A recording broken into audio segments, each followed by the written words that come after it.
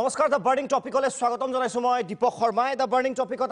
আজি আকৌ বিষয় এনআৰচি এইবাবেই কাৰণ এনআৰচিৰ এতিয়া যিহেতু অভিযোগৰ সময় আহি পৰিছে এতিয়া দাবীৰ পৰ্ব চলিব আৰু সেই সময়তে দেখা গৈছে যে ৰাজনৈতিকসমূহ যি মন্তব্য ৰাজনৈতিক যি বাদানুবাদ সেয়া এতিয়াও অব্যাহত আছে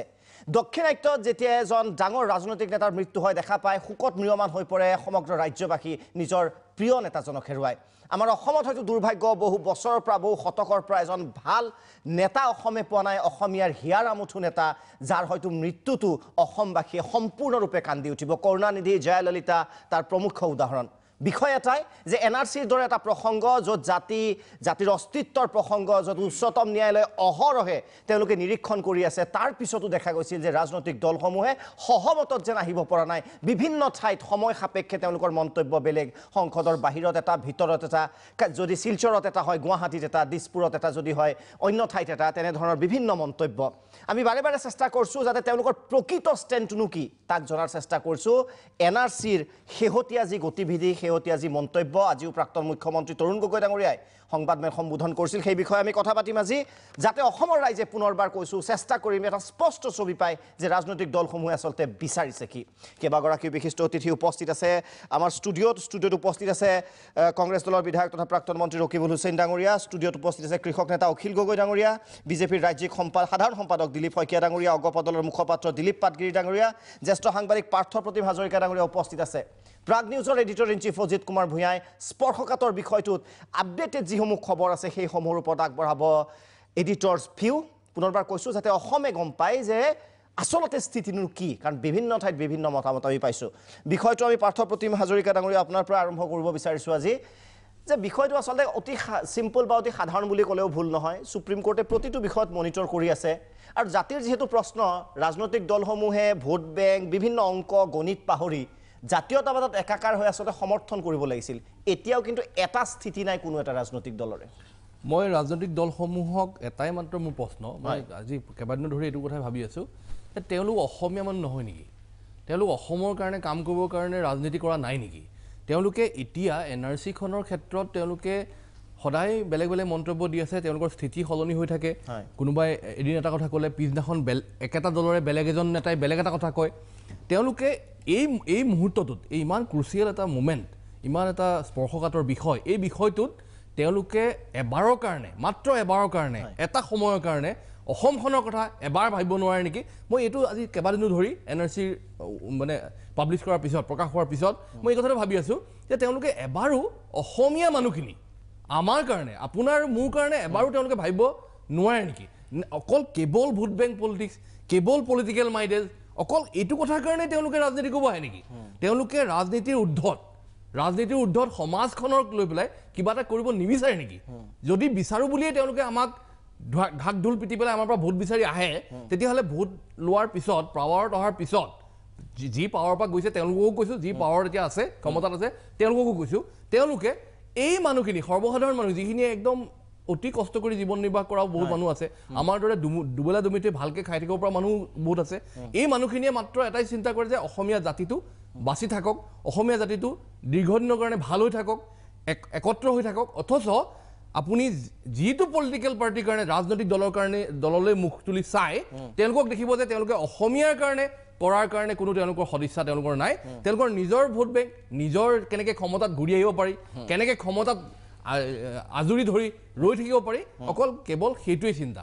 মোৰ সিদিনাখনো মই আপোনাক এইটো কথা কৈ থৈ গৈছোঁ যে অসমীয়া মানুহৰ কাৰণে ইয়াতকৈ ডাঙৰ দুৰ্ভাগ্য এই মুহূৰ্তত আৰু একো নাই সেইকাৰণে হয়তো চাউথৰ মই যিটো কৈছোঁ যে লিডাৰৰ যিদৰে নিৰ্বাচন হ'লে তেনেকুৱা এজন নেতা অসমত পাবলৈ আমি এতিয়া সাধনা কৰিব লাগিব মোৰ স্পষ্ট কথা অখিল গগৈ ডাঙৰীয়া মানে অসমৰ সকলো মানুহে বিচাৰে যে এনআৰচিখন খুব শুদ্ধমতে হওক সঠিক ৰূপত হওক আৰু ৭১ চনৰ ২৫ মাৰ্চটোক ভিত্তি কৰি বিদেশীৰ চিনাক্তকৰণ হওক প্ৰথম কথা বিদেশীৰ চিনাক্তকৰণ হৈ যিবিলাক বিদেশী ওলাব যিবিলাকৰ এনআৰচিত নাম নাথাকিব ফাইনেলি তাৰ কাৰণে যিমান সুযোগ সুবিধা তেওঁলোকক দিব লাগিব সেই আটাইবিলাক দিয়াৰ পাছত যিবিলাক মানুহ থাকিব সেই মানুহবিলাকক ইয়াৰ পৰা বিতৰণ কৰিব লাগে এইটোৱে হ'ল আচলতে সকলো মানুহৰ স্পিৰিট হোৱা দৰকাৰ বা স্পিৰিট আছিলে আৰু থকা দৰকাৰ কিন্তু দুৰ্ভাগ্যৰ কথা যে ৰাজনৈতিক দল এটাইও কিন্তু আচলতে NRC-খন ঠিকমতে হোৱাটো বিচৰা নাই তেতিয়াহ'লে প্ৰথমতে মই শাসক দলটোৰ কথাই ক'ব লাগিব বিজেপি দলটোৰ কথাই মোৰ হাতত আচলতে সুপ্ৰিম কোৰ্টৰ যিমানবিলাক মানে NRC সম্পৰ্কীয় যিমানবিলাক শুনানি হৈছিলে সেই শুনানিৰ যিবিলাক ভাৰ্ডিক্ট হৈছিলে আৰু শুনানিৰ সময়ত কোৰ্টে যিবিলাক মন্তব্য কৰিছিলে সেইবিলাকৰ কপি যেতিয়া মই ঘূৰাই চাওঁ মই এই সম্পৰ্কে এখন কিতাপো লিখিছোঁ অসমীয়া জাতীয়তাবাদ বুলি এই কিতাপখনৰ পাতনিত সেইখিনি কথা লিখিছোঁ তাত একদম স্পষ্ট ৰূপত দেখা গৈছে যে বিজেপি চৰকাৰে যে NRC-খন বিচৰা নাছিলে সেই কথাটো একেবাৰে তাৰ শুনানিত খুব স্পষ্ট হৈ আছে দ্বিতীয় কথাটো কংগ্ৰেছ দলৰ কথাটো সদায় ৰহস্যজনক সেইটো হ'ল যে কংগ্ৰেছ দলে কেতিয়াবা মানে NRC-খন লাগে বুলি কয় কেতিয়াবা কয় যে 2014 চনৰ নিৰ্বাচনত যিখন ভোটাৰ তালিকাৰ ভিত্তিত মানে আমি ইলেকশ্যন খেলিছিলোঁ সেইখনৰ ভিত্তিত NRC হ'ব লাগে NRC আপডেট হ'ব লাগে 16 চনৰ যিটো নিৰ্বাচন কৰিছিলোঁ বিধানসভাৰ নিৰ্বাচন তাৰ ভোটাৰ তালিকাৰ ভিত্তিত হ'ব লাগে বুলি কয় সেইটো এটা বৰ ভয়ংকৰ কথা হৈ উঠিছে মই ভাবোঁ যে সেইটো এটা তেখেতসকলৰ এইটো দুমুখীয়া এটা কথা আৰু 3 নম্বৰ অসম গণ পৰিষদ দলটো আচলতে মই ভাবোঁ যে ধোৱা তুলসীৰ পাত নহয় মই এইকাৰণে ধোৱা তুলসীৰ পাত নহয় বুলি কৈছোঁ মোৰ হাতত এটা ফাইল আছে য'ত কেবিনেট সাব কমিটি NRC সম্পৰ্কীয় কেবিনেট সাব কমিটিৰ গোটেই প্ৰচিডিংছবিলাক আছে মই RTI কৰি উলিয়াইছিলোঁ সেই RTI কৰি উলিওৱাৰ পাছত দেখা গ'ল যে অসম গণ পৰিষদ দলৰ সভাপতিজনে আৰু কৃষি মন্ত্ৰীজনে অতি স্পষ্ট ৰূপত এটা ডকুমেণ্টত চহী কৰি থৈছে যে NRC-ত হিন্দু বাংলাদেশীবিলাকৰ নাম অন্তৰ্ভুক্ত কৰিব লাগে ছিগনেচাৰৰ সৈতে মোৰ লগত এটা ফাইল আছে কোনোবাই ইচ্ছা কৰিলে এইটো চাব পাৰে গতিকে তাৰ পৰৱৰ্তী সময়ত মই শেষত এটা মাত্ৰ মন্তব্য প্ৰথম নিশ্চয় আৰম্ভণিটো বেছি দীঘলীয়া নকৰোঁ আৰু শেহতীয়াকৈ আপোনালোকে চাওক যে যেতিয়া NRC-খনৰ কথাটো ওলালে তাৰ পৰৱৰ্তী সময়ত কালি প্ৰধানমন্ত্ৰীয়ে কি ক'লে প্ৰধানমন্ত্ৰী ডাঙৰীয়াই ক'লে যে কোনো বিদেশীয়ে অনুপ্ৰৱেশকাৰী শব্দটো ইউজ কৰিছে আজি সব পেপাৰবিলাকতে আহিছে কোনো অনুপ্ৰৱেশকাৰীয়ে NRC-ত নাম অন্তৰ্ভুক্ত নহ'লেও এতিয়া আৰু ইয়াৰ পৰা যাব নালাগে অথচ বিজেপিয়ে বাৰম্বাৰ কৈ থাকে যে তেওঁলোকে আখৰে আখৰে অসম চুক্তিখন ৰূপায়ণ কৰিব অসম চুক্তিখনত কিন্তু ডিপৰ্টেশ্যনৰ কথা আছে কিন্তু একেসকলে কৈছে যে না নহয় নিশ্চয় তো গতিকে মই ভাবোঁ যে এইটো প্ৰধানমন্ত্ৰীৰ কথা ক'লোঁ অকল প্ৰধানমন্ত্ৰী নহয় তেওঁলোকৰ বহুজন নেতাই এইবিলাক কথা কৈছে মাত্ৰ প্ৰধানমন্ত্ৰীৰ উদাহৰণটো এইকাৰণে দাঙি ধৰিলোঁ আৰু এনেকুৱা পৰিস্থিতিত আমাৰ এনেকুৱা লাগে যেন ৰাজনীতি বোলা বস্তুটোৱে হয়তো জাতীয় প্ৰশ্নবিলাক ৰাইজৰ প্ৰশ্নবিলাক নিশ্চয় অপ্ৰাসংগিক কৰি তোলে ক্ষমতা দখলটোৱে তেওঁলোকৰ কাৰণে একমাত্ৰ লক্ষ্য নিশ্চয় আপোনাৰ ওচৰত আহিব বিচাৰিছোঁ যে শাসকীয় পক্ষৰ যিহেতু কথা অভিনেতাসকলেও নিজৰ চৰিত্ৰ পৰিৱৰ্তন কৰিবলৈ কিছু সময় লাগে এখন চিনেমাৰ পৰা আন এখনত এক্টিং কৰিবলৈ আপোনালোকৰ দেখিছোঁ প্ৰতি মুহূৰ্তত চেঞ্জ হয় বিশেষকৈ NRC-ক লৈ কিয় ভাৰতীয় জনতা পাৰ্টীয়ে কেতিয়াও কোনো কালে আমাৰ স্থিতিত আমি কেতিয়াও আপোচ কৰা নাই ৰাষ্ট্ৰীয় নাগৰিকপঞ্জীক লৈ কোনো ৰাজনীতি হোৱাটো অসমবাসীয়ে নিবিচাৰে ভাৰতবাসীয়ে নিবিচাৰে যেহেতু এইখন ভাৰতবৰ্ষৰ সুৰক্ষাৰ লগত জড়িত এটা বিষয় অসমৰ খিলঞ্জীয়া বা অসমত থকা ভাৰতীয়সকলৰ সুৰক্ষাৰ লগত জড়িত এটা বিষয় আজি যিটো পৰ্যায়ত ৰাষ্ট্ৰীয় নাগৰিকপঞ্জীখনৰ কামটো উপনীত হৈছে 2009 চনত সুপ্ৰিম কোৰ্টত APWD কেছটো লোৱাৰ পিছৰ পৰা 2014 চনলৈকে প্ৰায় 5 বছৰ সময় উকলি গৈছিল 2010 চনত চেষ্টা এটা কৰিছিল কংগ্ৰেছ দলে পাইলট প্ৰজেক্টৰ নামত ছয়গাঁও আৰু বৰপেটাক নিৰ্বাচিত কৰি লৈছিল অসমৰ ৰাইজে ইতিমধ্যে গোটেইখিনি কথা অনুধাৱন কৰিছে বুজি পাইছে NRC-খন কোনে হ'ব বিচাৰে কোনে হোৱাত সন্মতি আছে কাৰ হোৱাত সন্মতি আছে কোনে বাধা দিব বিচাৰে মই এটা কথাই আজি এই ক্ষেত্ৰত ক'বলৈ গৈছোঁ ৰাষ্ট্ৰীয় নাগৰিকপঞ্জীক লৈ ভাৰতীয় জনতা পাৰ্টীয়ে কাহানিও ৰাজনীতি কৰা নাছিল ভৱিষ্যতেও নকৰে প্ৰতিদিনে ৰাজনীতি কৰি আছে উত্তৰবোৰ দিম আজি এখন ইনিশিয়াল কমেন্ট মই বাধা দিব বিচৰা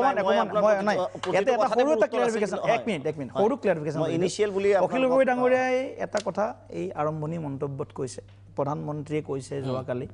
যে সকলো অনুপ্ৰৱেশকাৰী ভাৰত এৰি যাব নালাগে এইটো সম্পূৰ্ণ অশুদ্ধ বক্তব্য এটা গগৈ ডাঙৰীয়াই দিছে প্ৰধানমন্ত্ৰী ডাঙৰীয়াই কৈছে যদি কোনো প্ৰকৃত ভাৰতীয় নাগৰিকৰ নাম ৰাষ্ট্ৰীয় নাগৰিকপঞ্জীৰ পৰা বাদ পৰিছে তেওঁলোকৰ অন্তিমজন ব্যক্তিও ভাৰতবৰ্ষ এৰি যাব নালাগে গতিকে এইটো এটা শুদ্ধ কথা নিশ্চয় দ্বিতীয় কথা আহিম না তেখেতে উত্তৰবিলাক আপুনি দিব আটাইৰে আৰম্ভণিৰ মন্তব্যখিনি আমি লৈ লওঁ ৰকিবুল হুছেইন ডাঙৰীয়া আপোনাৰ ওচৰত আহিব বিচাৰিছোঁ ৰাষ্ট্ৰীয় নাগৰিকপঞ্জী কংগ্ৰেছ দলে ৰাজনীতি কৰিছে এই যে আমি যে বহি যে কথা পাতি আছিছোঁ সেই নাগৰিকপঞ্জীৰ সৃষ্টি জন্ম কেতিয়া হ'ল এই কথাখিনি নাইকিয়া কৰি দিব বিচাৰিছোঁ জন্ম নহ'লে আজি আমি কথাখিনি পাতিব নোৱাৰিলোহেঁতেন আজি মাননীয় আমাৰ ভাৰতীয় জনতা পাৰ্টীৰ ইয়াত উপস্থিত থকা আমাৰ সদস্যগৰাকীয়ে কৈছে যে 2009 চনত APWA সুপ্ৰিম কোৰ্টত দাখিল কৰিছে তেতিয়াৰ পৰা নাগৰিকপঞ্জী হৈছে এই যে নাগৰিকপঞ্জী হৈছে জন্ম দিয়া যিসকলৰ প্ৰচেষ্টাত আজি এই সমস্যাটো সমাধান কৰিব বিচাৰিছে সেই কথাটো মোক অলপ ক'বলৈ দিয়ক কাৰণ এই কথাটো যদি নকওঁতে মানে পাহৰি যাব আৰু সেই যিবিলাক মিছা কথা যিবিলাক অসত্য কথা সেইবিলাকে সত্য বুলি ভাবিব এই যে নাগৰিকপঞ্জী দি এই সমস্যাটো যে সমাধান কৰিব বিচাৰিছে সেইটো আহিল ক'ৰ পৰা জন্ম হ'ল কেতিয়া অসম চুক্তি ভিত্তিত বুলি কয় অসম চুক্তি হৈছে 1985-86 চনত সেই চনৰ পৰা কেতিয়াৰ পৰা NRCৰ কথাবিলাক আলোচনা হ'ল তাৰ পৰৱৰ্তী সময়ত যেতিয়া দুবাৰকৈ অসম গণ পৰিষদৰ নেতৃত্বত চৰকাৰ হ'ল কেন্দ্ৰত বিজেপিৰ চৰকাৰ হ'ল সেই সময়খিনিত কিন্তু NRCৰ কথাবিলাক অহা নাই তে আহিল কেতিয়াৰ পৰা আহিল তেতিয়াৰ পৰা যে 2-5-2005 চনত যেতিয়া সদৌ অসম ছাত্ৰ সন্থাক সেই সময়ৰ কংগ্ৰেছ চৰকাৰ ক'লে আকৌ দুখ হ'ব সেই সময়ৰ 2005 চনৰ তৰুণ গগৈ ডাঙৰীয়াৰ নেতৃত্বাধীন চৰকাৰ ক'লেও কোনোবাৰ দুখে চুব 2005 চনৰ অসম চৰকাৰে প্ৰথম সদৌ অসম ছাত্ৰ সন্থাক ক'লে যে আপোনালোকে চুক্তিত স্বাক্ষৰ কৰিছিল আহকচোন আমি একেলগে বহো পাতো এই সমস্যাবিলাক কেনেকৈ সমাধান কৰিব পৰা যায় তেতিয়া সদৌ অসম ছাত্ৰ সন্থাই যেতিয়া কথাখিনি পাতিলে প্ৰথম যদি আপোনালোকৰ ইয়াত তেতিয়াৰ পৰা টিভি অলপ আপোনাৰ আছিলে 2005 চনৰ যদি টিভি ক্লিপিং আপোনালোকে চাই সেই সময়ত দেখিব যে সমুজ্জ্বল ভট্টাচাৰ্য ডাঙৰীয়াই যেতিয়া মুখ্যমন্ত্ৰী পৰ্যায়ত আলোচনা হ'ল তেওঁ যেতিয়া বাহিৰলৈ ওলাই গ'ল তেওঁ প্ৰথম কমেণ্ট কৰিলে যে আমি কংগ্ৰেছ দলৰ নীতি আদৰ্শৰ প্ৰতি আমাৰ কোনো আমি মিল নাই তথাপি মুখ্যমন্ত্ৰী ডাঙৰীয়াক তৰুণ গগৈ ডাঙৰীয়াক ধন্যবাদ জনাইছোঁ সেই সময়ৰ মুখ্যমন্ত্ৰী যে অন্ততঃ এই সমস্যাটো সমাধানৰ কাৰণে আলোচনাত মাতিলে আৰু চুক্তি স্বাক্ষৰ কৰা দল দুবাৰকৈ 10টা বছৰ থকাৰ পিছতো এই কথাখিনি পাতিবৰ কাৰণে সময় নাপালে কিন্তু মই মুখ্যমন্ত্ৰী সেই সময়ত তৰুণ গগৈক কৈছোঁ সমুজ্জ্বল ভট্টাচাৰ্য ডাঙৰীয়াক কোট কৰিছোঁ মই যে তেওঁৰ এইটো এখতিয়াৰৰ বাহিৰত অসম চৰকাৰে এই সমস্যাটো সমাধান কৰিব নোৱাৰে চুক্তি যদি আপোনাৰ সম্পাদন কৰে তেতিয়াহ'লে কেন্দ্ৰীয় চৰকাৰে কৰিব লাগিব আমি মুখ্যমন্ত্ৰী ডাঙৰীয়াক কৈছোঁ যে কেন্দ্ৰীয় চৰকাৰৰ লগত প্ৰধানমন্ত্ৰী পৰ্যায়ত বহাৰ এটা পৰিৱেশ কৰিব লাগে 5-5-2005 চনত প্ৰধানমন্ত্ৰী পৰ্যায়ত সেই সময়ৰ মনমোহন সিং ডাঙৰীয়াৰ উপস্থিতিত এই আলোচনা হয় সেই আলোচনাত হয় আছু আমাৰ ষ্টেট গভৰ্ণমেণ্ট কেন্দ্ৰীয় চৰকাৰ সকলোৱে বহি এই সমস্যাটো সমাধান কৰিবৰ কাৰণে সিদ্ধান্ত লৈছিলে আৰু তেতিয়া NRCৰ কথাটো জন্ম হৈছিলে সময় আছেতো নিশ্চয় কওক জন্ম লৈছিলে তাৰ পৰৱৰ্তী সময়ত ভিত্তি যেতিয়া হ'ব তেতিয়া অসম চুক্তিলৈ আহি 1971 চনৰ 25 মাৰ্চ অসম চুক্তি ভিত্তিত কৰিব লাগে বুলি ঐক্যমত প্ৰকাশ কৰাৰ পাছত আপুনি যদি সময় দিয়ে পৰৱৰ্তী সময়ত নিশ্চয় তাৰ পিছত ইনিচিয়েটিভটো কংগ্ৰেছ চৰকাৰৰ আছিল সকলো দল সংগঠনক মাতি আনি কেবিনেট সাব কমিটি কৰি আজি আমাৰ যিসকল আছে তেওঁলোককো মাতি আনি পলিটিক্যাল পাৰ্টিক মাতি আনি কেনেদৰে হ'ব দফাই দফাই আলোচনা কৰি আছুৰ সৈতে 28টা সংগঠন অন্যান্য ছাত্ৰ সংগঠন অন্যান্য পলিটিক্যাল পাৰ্টি সকলোকে মাতি আনি মডেলিটি বনায় গাইডলাইন বনায় সেইমতে RGIক পঠিয়ায় সেন্ট্ৰেল গভৰ্ণমেণ্টক পঠিয়ায় ইনিচিয়েটিভটো কংগ্ৰেছ দলৰ আছিল নিশ্চয় দিলীপ পাট্টে অকমান টিপনালি নকৰি ক'লে যে আমাৰ আন্তৰিকতা আছে এই সমস্যাটো ইনিচিয়েটিভটো আছে আপুনি ক'লে যে ইনিচিয়েটিভটো কংগ্ৰেছৰ আছিল পইণ্টটো সেইটোৱে যে ইনিচিয়েটিভটো ডেফিনেটলি আছিল আৰু আমি 80% সম্পাদন কৰিলোঁ পাটগিৰি ডাঙৰীয়া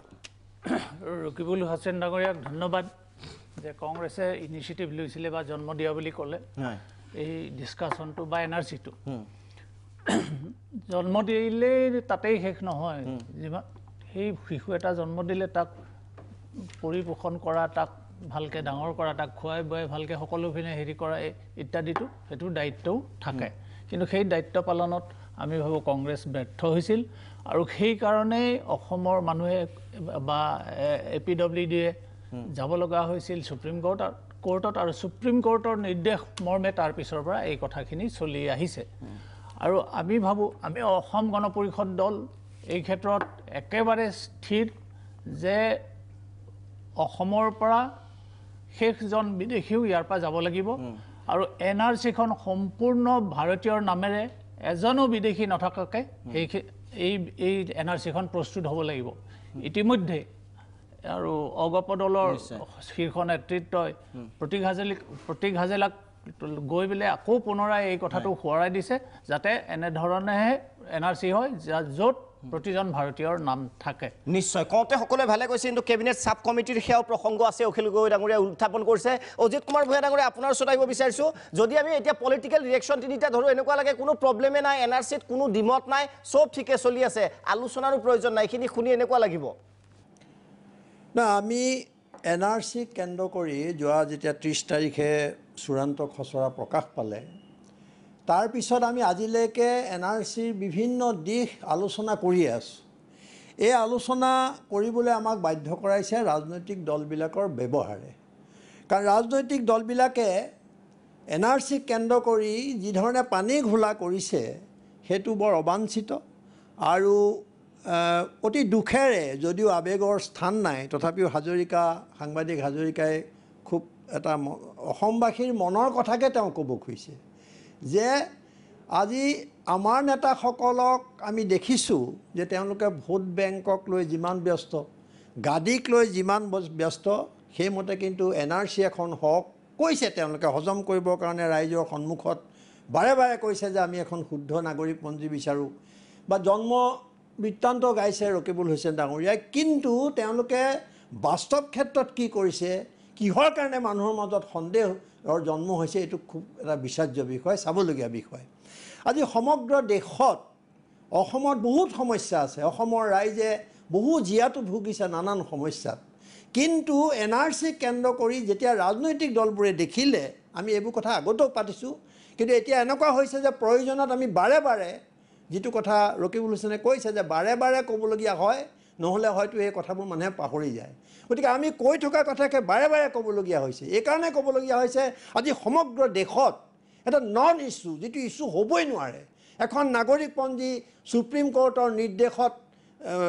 প্ৰস্তুত হৈছে তাৰ কিছুমান নিয়ম বান্ধি দিছে সেইমতে হৈছে তাত ক'ত আছিলে নেকি যে ভাৰতীয়ৰ নাম বাদ পৰিব ভাৰতীয় যদি বাদো পৰে তাত কি ব্যৱস্থা নাই নেকি আকৌ সোমোৱাৰ এই গোটেই প্ৰক্ৰিয়া এটা চলি আছে এটা প্ৰথম পৰ্যায়ত আমাৰ প্ৰক্ৰিয়াটোৰ এটা প্ৰথম পৰ্যায়ৰ এটা ধাপ শেষ হৈছে মাথো গতিকে কোনেও বিষয়টো এবাৰো জানিবলৈ চেষ্টা নকৰিলে বা জানিও তেওঁলোকৰ ৰাজনীতি তেওঁলোকৰ ব্যক্তি স্বাৰ্থ ইমান ডাঙৰ হৈ পৰিলে যে তেওঁলোকে গোটেই বিষয়টো লৈ পেলাই তাৰ পৰা মুনাফা ল'বৰ কাৰণে চেষ্টা কৰিছে আমাৰ কাষৰে মমতা বেনাৰ্জীয়ে এদিন বাংলাদেশীৰ উপস্থিতিৰ বিৰোধিতা কৰিছিল সংসদত তেওঁ কাকত দলিয়াই দিছিল অধ্যক্ষৰ ওচৰলৈ গৈ CPMৰ বিৰুদ্ধে গুৰুতৰ অভিযোগ উত্থাপন কৰিছিল সেই মমতা বেনাৰ্জীয়ে এক মুহূৰ্তও নল'লে আমি ইয়াত গমেই নাপালোঁ লগে লগে তেওঁ 40 লাখ মানে বাঙালী মানুহক বাঙালী ভাষীক খেদিবলৈ ষড়যন্ত্ৰ হৈছে বুলি গোটেই দেশত এটা হুলস্থুল লগাই দিলে আৰু লগে লগে অতি দুৰ্ভাগ্যৰ কথা আমি ইয়াত সংবাদ মাধ্যমৰে মানুহ কিন্তু সৰ্বভাৰতীয় তথাকথিত যিবিলাক সংবাদ মাধ্যম বুলি কয় তেওঁলোকেও এক ধৰণৰ ৰাও চুজিবলৈ আৰম্ভ কৰিলে এইবোৰ কথা আমি বাৰে বাৰে কৈছোঁ এতিয়া প্ৰশ্ন হ'ল যে যদি ৰাজনৈতিক দলবিলাকে নিজৰ নিজৰ অংকত যদি এই ধৰণৰ কাম নকৰিলেহেঁতেন এই ধৰণৰ ব্যৱহাৰ নকৰিলেহেঁতেন তেতিয়াহ'লে হয়তো বাৰে বাৰে আমি এই ধৰণৰ আলোচনা কৰাৰ কোনো প্ৰয়োজন নাথাকিলেহেঁতেন গতিকে অসমক লৈ কাৰো চিন্তা নাই অসমীয়া মানুহক লৈ কাৰো চিন্তা নাই মানুহ জীয়াই থাকিবনে নাথাকে সেই লৈ চিন্তা নাই জাতীয় সমস্যা সমাধান হ'বনে নহয় এই লৈ চিন্তা নাই মাত্ৰ এটাই চিন্তা কেনেধৰণে গাদী দখল কৰিব পাৰি আজি বিজেপি নেতাগৰাকীয়ে কৈছে বহুবাৰ কৈছোঁ মই লিখিছোঁ মই বৰং ইয়াত বহুবাৰ কৈছোঁ 1 2 3 4 5 6 7 কৈ মই ইয়াত পৰিষ্কাৰ ৰূপত দেখুৱাই দিছোঁ আজি তৰুণ গগৈ কৈছে কিন্তু আমি বহুত আগতে কৈছিলোঁ আমি বিশ্লেষণ কৰি দেখুৱাইছিলোঁ যে সুপ্ৰিম কোৰ্টত এটৰ্নি জেনেৰেলে যেতিয়া উঠি পেলাই এটা সময় বিচাৰিছিলে প্ৰয়োজন হ'লে এবছৰ লাগিব দুবছৰ লাগিব পাৰে বুলিও কৈছিলে পিছুৱাই দিব খুজিছিলে গোটেই প্ৰক্ৰিয়াটো তেতিয়া সুপ্ৰিম কোৰ্টৰ মানে বিচাৰপতি দুগৰাকী ন্যায়াধীশে তাৰ বিৰোধিতা কৰা নহয় ভৎসনা কৰিছিলে এই কথাটোতো লুকাই থকা নাই কি কাৰণে কৰা হৈছিল এটৰ্নি জেনেৰেলৰ বক্তব্য মানে চৰকাৰৰ বক্তব্য আৰু পাহৰিলে নচলিব বাধা দিয়া অখিল গগৈ আৰম্ভণিতে কৈছে যে বাধা দিছিলে বাধা দিয়াৰ যদি বাধা দিয়া হোৱা নাছিলে তেতিয়াহ'লে সুপ্ৰিম কোৰ্টে কিয় অসমৰ মুখ্যমন্ত্ৰী সৰ্বানন্দ সোণোৱালক এবাৰ ভৎসনা কৰিবলগীয়া হ'ল কিয় এটৰ্নি জেনেৰেলক ভৎসনা কৰিবলগীয়া হ'ল সিদিনা কিয় ফটিক হাজেলাক এই ধৰণে ভৎসনা কৰিবলগীয়া হ'ল এই কথাবোৰ ইতিহাসৰ পৰা হেৰাই নাযায় গতিকে কোনো ধৰণৰ কথা নাই যদি ইয়াত ব্যৱস্থা আছে বিদেশীৰ নাম যদি কি কয় ভাৰতীয় নাম যদি সোমাইছে তাত বাদ পৰিছে সোমোৱাৰ ব্যৱস্থা আছে আৰু এই যে 40 লাখৰ ভিতৰত বহুত খিলঞ্জীয়া মানুহ আছে থলুৱা মানুহ আছে আমি অজস্ৰ উদাহৰণ পাইছোঁ কিন্তু চাৰিওফালে হুলস্থুল লগাই দিলে যে ফখৰুদ্দিন আলী আহমেদৰ ভতিজা কাৰণে কোনে নাম নোসোমালে এইবোৰ এটা ইছ্যু কিন্তু যদি এই প্ৰশ্ন কোনেও নকৰিলে যে তেওঁলোকে আবেদন কৰিছিলে নাই বিদেশত থকা মানুহবিলাকে ডাঙৰ ডাঙৰ মানুহ যিবোৰ নাম আমি লৈছোঁ আজি তেওঁলোকে অসমক চিনি পায় নে নাপায় বা তেওঁলোকে আবেদন কৰিছে নে নাই NRCত সোমাবৰ কাৰণে মই ভালদৰে জানো যে ডাঙৰ ডাঙৰ বিখ্যাত অসমৰ বহু অধ্যাপক সাহিত্যিকেও আনকি আবেদন কৰা নাছিলে এটা চেণ্টিমেণ্টত যে মই এইখন অসমতে নাগৰিকপঞ্জীত সোমাবৰ কাৰণে আবেদন জনাম নে গতিকে আজি কিন্তু তেওঁলোকৰ উপলব্ধি বেলেগ হৈছে তেওঁলোকে হয়তো ভাবিছে এইটো কথা গতিকে আমাৰ কথা এটাই যে স্থিতি স্পষ্ট কৰিব লাগে কিন্তু নকৰে কোনো কাৰণত কেতিয়াও তেওঁলোকে স্থিতি স্পষ্ট নকৰে এতিয়া এই দলবোৰক যদি সোধা যায় আপোনালোক আটাইকৈ যদি সোধা যায় যে আপোনালোকে সঁচাকৈ NRC খচৰাত সন্তুষ্ট হয়নে নহয় কাৰণ এইটো আৰম্ভণিহে ইয়াৰ পিছত ব্যৱস্থা আছে নাম বাদ পৰিব অবজেকশ্যন আহিব কি কয় আবেদন আহিব তাত অবজেকশ্যন আহিব এই কথাবিলাকৰ পিছত এখন ফাইনেল হ'ব তাৰপিছত আকৌ ভোটাৰ ফৰেনাৰ্ছ ট্ৰিবিউনললৈ যাব এই গোটেই প্ৰক্ৰিয়াটো লুকুৱাই থৈ পেলাই ইমান হৈছৈ লগোৱা হৈছে যে তাৰ এটা অন্তহীন বিতৰ্কৰ সৃষ্টি কৰা হৈছে মই আৰম্ভণিতে দীঘলীয়া নকৰোঁ খালি এইটো কওঁ যে কালি বিজেপিৰ নেতাগৰাকীয়ে কৈছে যে প্ৰধানমন্ত্ৰীয়ে এনেকৈ কোৱা নাছিলে কিন্তু মই প্ৰত্যাহ্বান জনাইছোঁ যে প্ৰধানমন্ত্ৰীয়ে কৈছিল তাৰ আগতে অমিত শ্বাহে কৈছিল বেংগলত কালি মিৰাটত ভাষণত তেওঁ কৈছে যে হিন্দুসকলে কোনো কাৰণতে ভয় খাব নালাগে মই তেওঁলোকক এইটো দুটা কথা মই ক'ব খুজিছোঁ আজি এটা অটল বিহাৰী বাজপেয়ীৰ ঐতিহাসিক ভাষণ সংসদত আমি বজাই শুনাইছিলোঁ সেইদিনা পাৰ্থ আছিলে সেইদিনা তাত কৈছিলে তেওঁ যে এটা ডাঙৰ সমস্যা দেশৰ কাৰণে সমস্যা প্ৰবন্ধন এটা ডাঙৰ সমস্যা হৈ উঠিছে অসমৰ কাৰণে আৰু ইয়াক যিকোনো প্ৰকাৰে আমি সকলোৱে মিলি সমাধান কৰিব লাগে ইয়াত কোনো হিন্দু আৰু মুছলমানৰ ভাগ হ'ব নোৱাৰে তাত তেওঁ শৰণাৰ্থীসকলে যাব লাগিব বুলি কৈছিলে আৰু ৰকিবুল হুছেইনৰ ইন্দিৰা গান্ধীয়ে কংগ্ৰেছৰ ইন্দিৰা গান্ধীয়ে এদিন কৈছিলে সেই বিখ্যাত যিটো ভাইৰেল হৈছে এতিয়া আমি দেখাইছিলোঁ ইয়াত তেওঁ স্পষ্ট কৈছিলে যে I am determined to push back সকলো যাব লাগিব ইয়াত কোনো শৰণাৰ্থীৰ কথা নাই গতিকে আজি ক'ব লাগে কংগ্ৰেছৰ নেতাই আজি তৰুণ গগৈ কৈছে এটা তেওঁলোকে আজি কৈছে যে এটৰ্নি জেনেৰেলে চিঠি লিখিছিলে বাধা দিছিলে হয় দিছিলে মই কৈছোঁ কিন্তু সুপ্ৰিম কোৰ্টত তৰুণ গগৈৰ দলেও 2014 চনৰ ভোটাৰ তালিকা যিটো অখিল গগৈয়ে উল্লেখ কৰিছে ভোটাৰ তালিকাৰ নাম NRCত সোমাব লাগে বুলি কৈছে তাৰ পিছত কৈছে 2016 চনৰ ভোটাৰ তালিকাৰ নাম সোমাব লাগে বুলি এইবোৰ কিহৰ কাৰণে আমি তাত পাৰ্টি নহয় তেওঁলোকৰ ভোট বেংক পাৰ্টি নহয় নহয় সুপ্ৰিম কোৰ্টৰ ক'ব লাগিব না সৰ্বোচ্চ ন্যায়ালয়ৰ কথা কৈছে সৰ্বোচ্চ ন্যায়ালয়ত আমি দেখোন এতিয়ালৈকে পাৰ্টিয়ে নহয় তেওঁলোকৰ বিবৃতি আছে পাৰ্টি বিবৃতি আছে তাত আপোনাৰ নিজে স্বীকাৰ কৰিছে আপুনি কৈ আছে সুপ্ৰিম কোৰ্টত সুপ্ৰিম কোৰ্টত আমি পাৰ্টি নোহোৱাকে কেনেকে ডেফিনেটলি সুপ্ৰিম কোৰ্টত তেওঁলোকৰ বিবৃতি আছে তৰুণ গগৈ কৈছে সেইদিনা যে মোৰ লগত তৰুণ গগৈৰ বিৰোধ আছে তৰুণ গগৈ কৈছে ৰিপুণ বৰাৰ বিৰোধ আছে সভাপতিগৰাকীৰ লগত তেওঁৰ বিৰোধ থকা কথা তেওঁ ৰাজহুৱাভাৱে স্বীকাৰ কৰিছে সুস্মিতা দেৱে মমতা বেনাৰ্জীক লগ ধৰিছে নহয় আমি মমতা বেনাৰ্জীক আমি কেতিয়াও গতিকে কংগ্ৰেছৰ দুমুখীয়া নীতি আৰু বিজেপিয়ে কি ধৰণে বিৰোধিতা কৰিছে সেইবিলাক কথা নক'ব চাৰিমুখীয়া নীতি আপোনালোকৰো আছে ৰঞ্জিত দাসে ইয়াত কোৱা কথাষাৰ বহুতত বেলেগো কয় আপুনি সেইকাৰণে ব্যক্তিগতভাৱে আমাকে কৈছে কংগ্ৰেছৰ হয় আমি কৈছে এটা এতিয়া ৰাষ্ট্ৰীয় সংবাদসকলৰ দিল্লীত কৈছে সেইটো দুমুখীয়া নীতি নহ'ল জানো গতিকে আমাৰ কথা হৈছে আপোনালোকে কওক সন্তুষ্ট হয় নে নহয় আপোনাক সুধিছো মই আপোনালোকে অবজেকশ্যন দিবনে নিদিয়ে কওক আমি দিম আপোনালোকে অবজেকশ্যন দিব নিদিয়ে 71 চনৰ 25 মাৰ্চৰ আগত অহা মানুহ থাকিব 71 চনৰ 25 মাৰ্চৰ পাছত অহা যাব সি জিন মানুহে নহয় এটা বিৰতি লৈ লম আমি কংগ্ৰেছ দল বদ্ধপৰিকৰ হেতু ক্ষেত্ৰত অবজেকশ্যন দিবনে নিদিয়ে অবজেকশ্যন দিম আমি হেতু ক্ষেত্ৰত নিশ্চয় নাম বিৰতি হাজৰিকা মই বিৰতিৰ পিছত প্ৰথমতে আপোনাৰ ওচৰলৈ নহয় মোৰ বাধ্যবাধকতা আছে বিৰতিৰ সময় হৈছে তাৰ পিছত মই আপোনাৰ ওচৰলৈ আহিম মই ক্ষমা বিচাৰিছোঁ বিৰতিৰ পিছতে মই প্ৰথম আপোনাৰ ওচৰলৈ আহিম সময় হৈছে বিৰতিৰ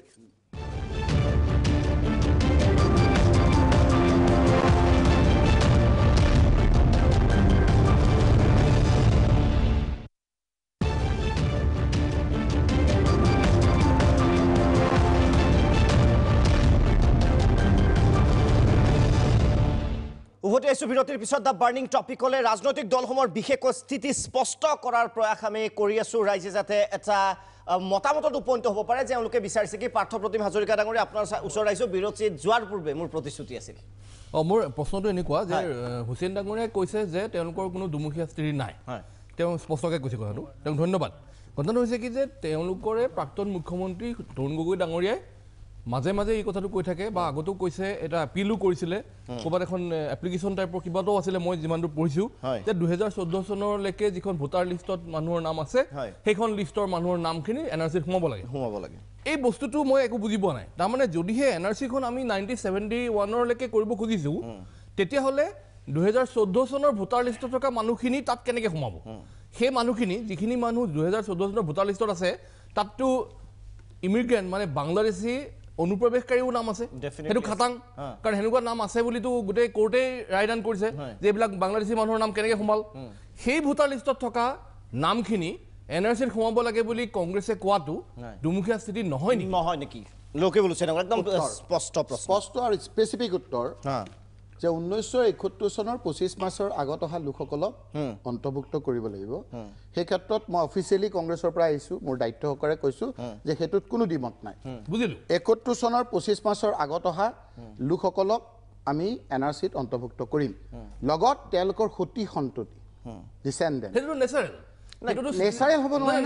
71 চনৰ পৰা আজিলৈকে আপোনাৰ যিমানখিনি হ'ল তাৰ লগত যদি লিংকেজ থাকে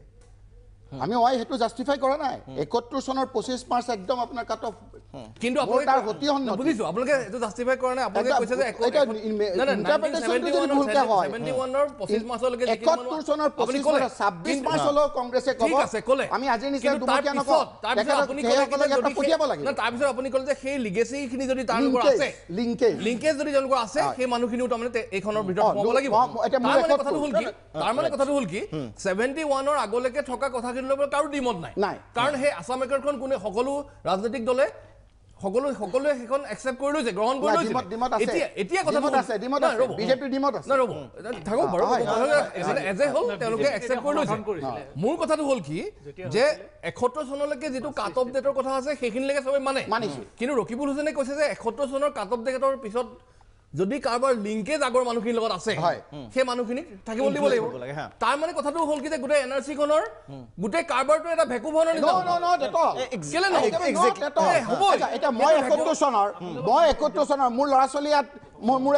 ইয়াত নাথাকিব নেকি থাকিব আপুনি ৰকিবুল হুছেইন ৰ'ব আপুনি 71 চনত জন্ম মই 70 চনত জন্ম ঠিক আছে আপোনাৰ আৰু মোৰ ল'ৰা ছোৱালী ইয়াত থাকিব আপুনি আৰু মই অনুপ্ৰৱেশকাৰী নেকি নহয় মোৰ ল'ৰা ছোৱালী আমি আপুনি নগয়া খিলঞ্জীয়া মই শিৱসাগৰ খিলঞ্জীয়া গতিকে আমাৰ মাজৰ কথা নহ'ব কথাটো হ'ব যেতিয়া এতিয়া পলিটিকেল আপোনালোকে লিংক কংগ্ৰেছৰ কথাটো কেনেকুৱা আপুনি তেওঁলোকে লিংকেজটোৰ ওপৰত বেছ কৰি পেলাই সমগ্ৰ মানুহখিনিক তেওঁলোকে থাকিব লাগিব তাত কোনো অন্য কথা নাই কংগ্ৰেছ ভেৰি মাছ ক্লিয়াৰ 71 চনৰ 25 মাৰ্চৰ পিছত যাবই লাগিব সেইটো কোৱা আমাৰে কথা আমাৰে বতৰা এতিয়া আকৌ আমাক অখিল গগৈ কোৱাটো ঠিকে আছে যিটো ক'লে সেইটোতো সকলোৱে কৈ আছে AIUF কৈ আছে AGP কৈ আছে কিন্তু ইমপ্লিমেণ্টেশ্যনত আপুনি যিটো ক'লে তৰুণ গগৈ ডাঙৰীয়া 6 দিন পূৰ্বৰ যদি মন্তব্য এটা চাওঁ তেখেতে ইংৰাজীৰ যিটো এটা কোট কৰা আছে ইংৰাজী বাতৰি এখন তেখেতে ক'লে যে many citizens did not find their names in the final draft of NRC, their names should be included on the basis of voter list. তাৰ পিছত আৰু দুটা তিনিটা ৰিপুন বৰা ডাঙৰীয়াই লোকসভাত কৈছে ৰিপুন বৰাই এটা মডেলিটি চেঞ্জ কৰিব লাগে যাতে সতি সন্ততিৰ নামবিলাক সোমায় আপুনি ভাবে যে ইফালে কমলাক্ষতে ব্ৰডকাষ্টৰ যিবোৰ বিস্ফোৰক মন্তব্য সেইবিলাক হিচাপত আছে গতিকে আপুনি কি ভাবে যে দুটা মুখীয়া নহয় কিমান মুখীয়া নীতি আছে ইয়াতে মানে মই এই বিতৰ্কটোলৈ যোৱাৰ আগতে অকণমান চবে জনাৰ কাৰণে মানে NRC সৃষ্টিটো অকণমান একদম চমুকে ক'ব পাৰোঁ নেকি মানে NRC কেতিয়াৰ পৰা ষ্টাৰ্ট হ'ল 2005 চনৰ 5 মে তাৰিখৰ দিনা প্ৰধানমন্ত্ৰীৰ লগত হোৱা যিটো আলোচনা তাত সিদ্ধান্ত হৈছিল যে 1951 চনৰ ৰাষ্ট্ৰীয় নাগৰিক পঞ্জীখন 1971 চনৰ ভোটাৰ তালিকাত নাম থকা সকলো ব্যক্তি আৰু তেওঁলোকৰ সতি সন্ততিৰ নামসহ উন্নীত কৰিবলৈ সিদ্ধান্ত লোৱা হয় তাৰ পাছত উন্নীতকৰণৰ কাম 2 বছৰত হ'ব বুলি বৈঠকে সিদ্ধান্ত লৈছে 5 চনত 2 বছৰৰ ভিতৰত হ'ব বুলি 2005 চনৰ 1 ছেপ্টেম্বৰৰ পৰা উন্নীতকৰণৰ কাম আৰম্ভ হ'ব বুলি সিদ্ধান্ত লোৱা হৈছিল 2005 চনত এটো সিদ্ধান্ত লৈছিল এই কাম সম্পন্ন কৰিবলৈ এটা সঞ্চালকালয় স্থাপনৰ সিদ্ধান্ত লয় কিন্তু এই ক্ষেত্ৰত সময়মতে কামবোৰ হৈ নুঠিল কেন্দ্ৰীয় চৰকাৰৰ অনুৰোধত ৰাজ্য চৰকাৰে NRCৰ উন্নীতকৰণৰ মডেলিটি তৈয়াৰ কৰে কেবিনেটত অনুমোদন কৰে আৰু জুন মাহৰ 2008 তাৰিখৰ দিনা কেন্দ্ৰৰ গৃহ বিভাগত দাখিল কৰে 4 আগষ্ট 2008 চনত অসম চৰকাৰৰ মুখ্যমন্ত্ৰী তৰুণ গগৈয়ে প্ৰধানমন্ত্ৰী মনমোহন সিঙলৈ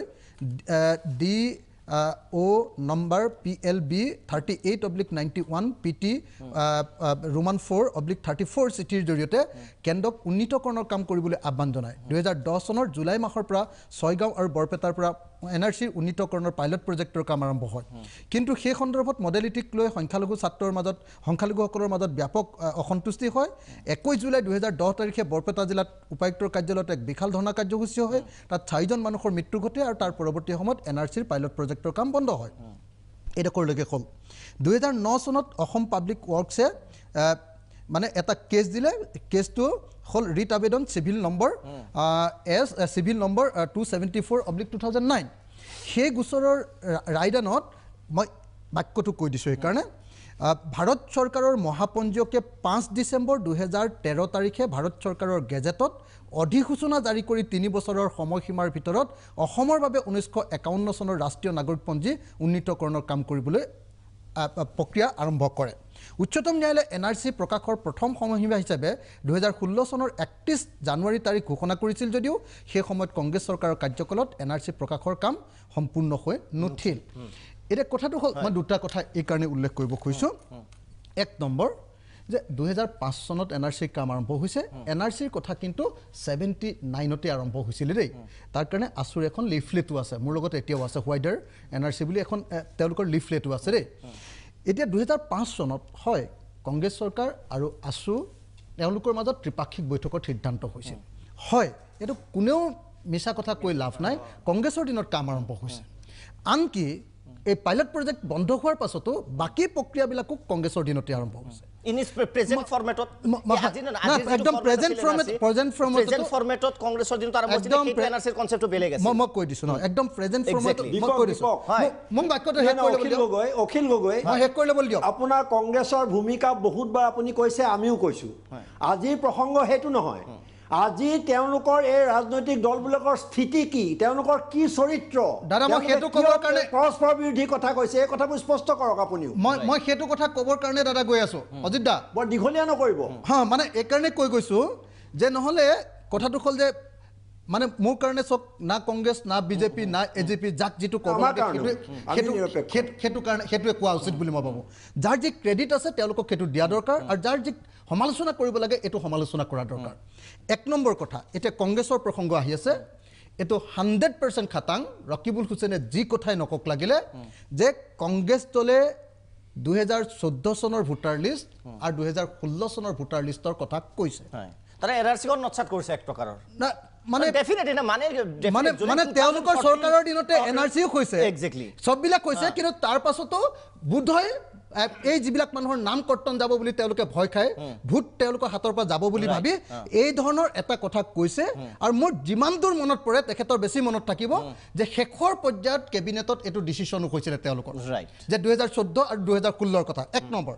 দেই মই কংগ্ৰেছত যথেষ্ট পৰিমাণে এতিয়া গালি পাৰিলোঁ এইটো একদম খোলাখুলিকৈ ক'লোঁ যে এইটো একদম হৈছে তেওঁলোকে মিছা কথা কৈ লাভ ডেফিনেটলি দ্বিতীয় কথা কিন্তু একেটা সময়তে বিজেপিয়ে কোনো পধ্যে NRCৰ কাৰণে ক্ৰেডিট নাপায় 200% right প্লিজ ডেটকেইটা কংগ্ৰেছৰ ডেটকেইটা যেনেকৈ ক'লো মোক বিজেপিৰ ডেটকেইটা ক'বলৈ লাষ্ট ডেট কৰিব 100% খুজিছোঁ মই এটাই কথা ক'ব খুজিছোঁ চাওক সেইটো হ'ল যে মুখ্যমন্ত্ৰী হিচাপে 24 মে'ত শপত ল'লে 16 চনৰ 25 মে'ত তেখেতে কাৰ্যালয়লৈ গ'ল কিন্তু আপুনি চাওক মই এটা এটাকৈ ডেটকেইটা গাই দিছোঁ হা যে 26 অক্টোবৰ 2016 13 মে' 2015 8 মাৰ্চ 2017 7 ফেব্ৰুৱাৰী 2017 এই আটাইকেইটা দিনত সুপ্ৰিম কোৰ্টে বিজেপি চৰকাৰক ইমান গালি দিছে যে আপোনালোকে NRCৰ কাৰণে ফাণ্ড বন্ধ কৰি দিলে কিয় তেতিয়া NRCক লৈ আপোনালোকে নিশ্চয় মনত আছে যে NRCক লৈ অসমৰ NRC কাম কৰা মানুহবিলাকে আন্দোলন কৰিছে পইচা নোপোৱাৰ কাৰণে এতিয়া বিজেপিয়ে সেই কাৰণে কেতিয়াও ক্ৰেডিট ল'ব নোৱাৰে তাৰপিছত প্ৰশ্ন মোক দুটা মাত্ৰ আৰু বাক্য ক'বলৈ দিয়ক মুখ্যমন্ত্ৰী সৰ্বানন্দ সোণোৱালক 13 জুলাই 2017 তাৰিখৰ দিনা সুপ্ৰিম কোৰ্টে ধমকি লগাইছে সুপ্ৰিম কোৰ্টে তাৰপিছত লাষ্ট মই এটা বাক্য কওঁ সেইটো বাক্য হ'ল যে এইটো 30 নৱেম্বৰ 2017 তাৰিখৰ দিনা সুপ্ৰিম কোৰ্টে এই গভৰ্ণমেণ্টক কি কয় বিজেপি গভৰ্ণমেণ্টক কৈছে যে দিছ গভৰ্ণমেণ্ট ইজ এ ফেবুলাছ মই স্পেলিংটো কৈ দিছোঁ FABULOUS ফেবুলাছ মানে গাজাখুৰি government this government is a fabulous government supreme কোৰ্টৰ ভাষাগত নিশ্চয় গতিকে মই কমেণ্ট লাষ্ট কমেণ্টটো ক'বলৈ কওক এইটো কথা অতি স্পষ্ট যে বিজেপিও NRC বিচৰা নাছিলে আৰু কংগ্ৰেছেও NRCত খেলিমেলি কৰিবৰ কাৰণে আৰু তেওঁলোকৰ সংখ্যালঘু ভোট ল'বৰ কাৰণে 2014 আৰু 16 কথাটো ভোটাৰ লিষ্টৰ কথাটো কৈ থাকি আচলতে জাতিদ্ৰোহিতা গতিকে NRC যাতে অপ্ৰাসংগিক হৈ ৰপে দিলীপ ডাঙৰীয়া আচল আপোনালোকে আজি যিটো বিষয় ইয়াত উলিয়াইছে স্পষ্ট কৰিব লাগে স্থিতি ভাৰতীয় জনতা পাৰ্টীয়ে স্থিতি ইতিমধ্যে স্পষ্ট কৰিছে আমাক এখন শুদ্ধ নাগৰিকপঞ্জী লাগে 71 চনৰ 25 নাগৰিকপঞ্জী লাগে কিন্তু তাৰ লগত হিন্দু বাংলাদেশী বিলাকক ভৰাই দিব লাগে এক্স্যাক্টলি আমাৰ যদি মোক ক'ব দিয়ক যদি বলে নহয় যদি বলে তেখেতে ক'ব দিয়ক মোক আপুনি ক'ব দিলীপ শইকীয়া ডাঙৰীয়া কওক হয়নে নাই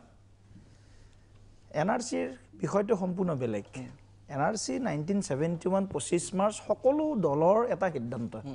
সেইমতেই সেই তাৰ আধাৰত ৰাষ্ট্ৰীয় নাগৰিকপঞ্জী হৈছে এটা কথা মই অজিত ভূঞা ডাঙৰীয়াই অকমান আগত কৈছে যে মুখ্যমন্ত্ৰী ডাঙৰীয়াক ভৰ্ৎসনা কৰিছিল কিহৰ কাৰণে কৰিছিল যে NRCখন বিচৰা নাছিল অখিল গগৈ ডাঙৰীয়াও অলপ আগত ক'লে 2017 চনৰ 25 জুলাই দিনা আমাক মুখ্যমন্ত্ৰী ডাঙৰীয়াক ভৰ্ৎসনা কৰিছিল 13 জুলাই কিহৰ কাৰণে ভৰ্ৎসনা কৰিছে সঁচা কথাটো অসমৰ ৰাইজে জানিব লাগে প্ৰথম দায়িত্ব লৈ মুখ্যমন্ত্ৰী ডাঙৰীয়াই জনতা ভৱনত গৈ ৰাষ্ট্ৰীয় নাগৰিকপঞ্জীৰ গোটেই উচ্চ পদস্থ শুনক কথাটো কৈছো সেইটো তাৰ পিছত নেক্সট টাইম গোটেই তাৰ পাছত এইটো গেৰাণ্টি যে মুখ্যমন্ত্ৰীয়ে আৰু কেন্দ্ৰীয় চৰকাৰে পইচা বন্ধ কৰি দিছে তাৰ কাৰণে NRC বন্ধ হৈ আছিলে আৰু তাৰ পিছত বিৰাট হুলস্থুল হৈছে মানুহে আন্দোলন কৰিছে এইটো কথা খাটাং বিজেপিয়ে NRC বিচৰা নাছিলে আনকি শেষত মই একদম লাষ্ট উদাহৰণ দিওঁ শেষত এতিয়া যে NRC উদাহৰণ আছে বিজেপি NRC ওলাব লৈছিলে তেতিয়া ইভিন অসমৰ মুখ্যমন্ত্ৰী সৰ্বানন্দ সোণোৱাল আৰু আনকি বেয়া লাগে এইটো কথা কৈ যে অতুল বৰা ডাঙৰীয়াও গৈ কেইদিনমানৰ আগতে গৃহমন্ত্ৰীক সাক্ষাৎ কৰিছিলে যে NRC পিছুৱাব লাগে দিলীপ শইকীয়া ডাঙৰীয়া না গালি কিয় পাৰিছিল আপুনি কওক না একদম স্ট্ৰেট কওক না গালি কিয় পাৰিছিল না ফেবুলাছ মানে ফেবুলাছ গভৰ্ণমেণ্ট মানে গাজাখুৰি চৰকাৰ সুপ্ৰিম আপনি শব্দৰ অৰ্থ জানে আপনি শব্দ বেলেগ ধৰণে উপস্থাপন কৰিব পাৰে ঠিক আছে আপোনাৰ লিখা কিতাপ ডিস্ট্ৰাক্ট কৰাৰ চেষ্টা কৰিছে এক্স্যাক্টলি আপুনি কওক একদম পইণ্ট মানে একদম মানে শুনিছো এখেতো শুনিব লাগে এখেত জননেতা নহয় জানো জননেতাই বেলেগৰ কথা নুশুনে যদি আপুনি শুনিব লাগে আপুনি এংকৰিং কৰি আছে আপুনি যদি বেলেগ এজনে ক'ব নিদিয়ে আপুনি কিহৰ এংকৰিং কৰি আছে কওক আপুনি মোৰ দায়িত্ব শিকাব লাগে এক্স্যাক্টলি আপুনি দায়িত্ব শিকাবলৈ বাদ দিয়ক আপুনি কওক যেতে ফেবুলাছ শব্দটো কিয় কৈছিল এক্স্যাক্টলি কওক একদম পইণ্টত কওক মুখ্যমন্ত্ৰী মহোদয় দায়িত্ব লোৱাৰ দিনৰ পৰা তেওঁৰ হৃদয় মন মগজু হৃদয় ক'ত আছে হৃদয় নহয় এক্স্যাক্টলি কিয় কৈছিল এইটো কথা কওক এক্স্যাক্টলি কওক আপুনি মই সুধি আছো ভাৰতৰ ৰাজধানী শুনক আপুনি কৈছে আমেৰিকাৰ ৰাজধানী কি আপোনালোকে নহয় নহয় মই সুধি আছো আপুনি সদায় বিজেপি বিজেপিৰ ক্ষেত্ৰত কিবা ক'ব গ'লে আপুনি সদায় কয় সদায় কোনো আপোনাৰ লগত বিজেপিৰ উত্তৰ নাই বিজেপিৰ এটাই উত্তৰ নাই নক'ব ইলেকশ্যনৰ পূৰ্বে এইটো সংলাপ আছিল কংগ্ৰেছ দলৰ যে কংগ্ৰেছক ক'ব তেতিয়া দিয়া নহ'ব যে ৰাইজৰ প্ৰশ্ন উত্তৰ নিদিব আপোনাক এক্সেক্টলি সোধা হৈছে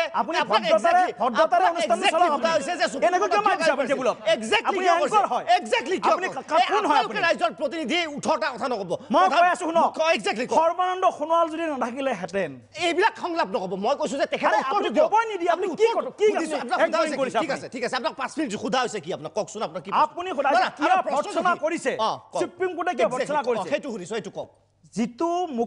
মহামান্য উচ্চতম ন্যায়ালয়ৰ যিহেতু সঞ্চালনত নেতৃত্ব তত্ত্বাৱধানত এই কামটো হৈছিল কোনো চৰকাৰ কেন্দ্ৰ ৰাজ্য চৰকাৰে ইয়াত টাচটো বেলেগ কথা ওচৰতে যাব দিয়া নাছিল মুখ্যমন্ত্ৰী মহোদয় ডাঙৰীয়াই তেখেতে চেষ্টা কৰিছিল এখন শুদ্ধ নাগৰিকপঞ্জী হওক এতিয়া নহ'ল নেকি মই আপুনি কৈ থাকক আপুনি কওক তেনেহ'লে প্ৰব্লেমটো কি বুজি পাইছেনে প্ৰব্লেমটো কি জানে প্ৰব্লেমটো যেতিয়া আপোনাক ক'ব নিদিয়ে আপোনাক ক'বলৈ সময় দিয়া আছে আৰু 5 মিনিট সময় দিয়া আছে কওকচোন কিন্তু উত্তৰটো দিব লাগিব মুখ্যমন্ত্ৰী ডাঙৰীয়াই আৰম্ভণিৰ পৰাই শুদ্ধ নাগৰিকপঞ্জী বিচাৰি থকা কাৰণে আজি যেতিয়া তেখেতে জিলাই জিলাই ভ্ৰমণ কৰিছিল ৰাষ্ট্ৰীয় নাগৰিকপঞ্জী কাম কৰি থকা ব্যক্তিসকল অফিচাৰসকলক কৈছিল আপোনালোকে ঠিকমতে কামখিনি কৰিব এই কথাটো ইয়াৰ পৰা যোৱাৰ দৰমহা পইচা দিয়াটো 2-4 দিন কিবা ইফাল সিফাল হ'ব পাৰে 2-4 দিন হয়তো পইচা দিয়াটো হয়তো ইফাল সিফাল হ'ব পাৰে কিন্তু 1220 কোটি টকা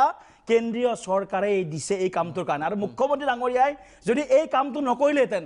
সাৱধান সৰ্বানন্দ সোণোৱাল ডাঙৰ সুপ্ৰিম কোৰ্টে কৈছে এনআৰসি আমাৰ কাম ইটস আৱাৰ বেবি তোমালোকে টাচ নকৰিবা এই কথাটো কৈহে সুপ্ৰিম কোৰ্টে কিয় হ'ল সেইকাৰণে কৈছো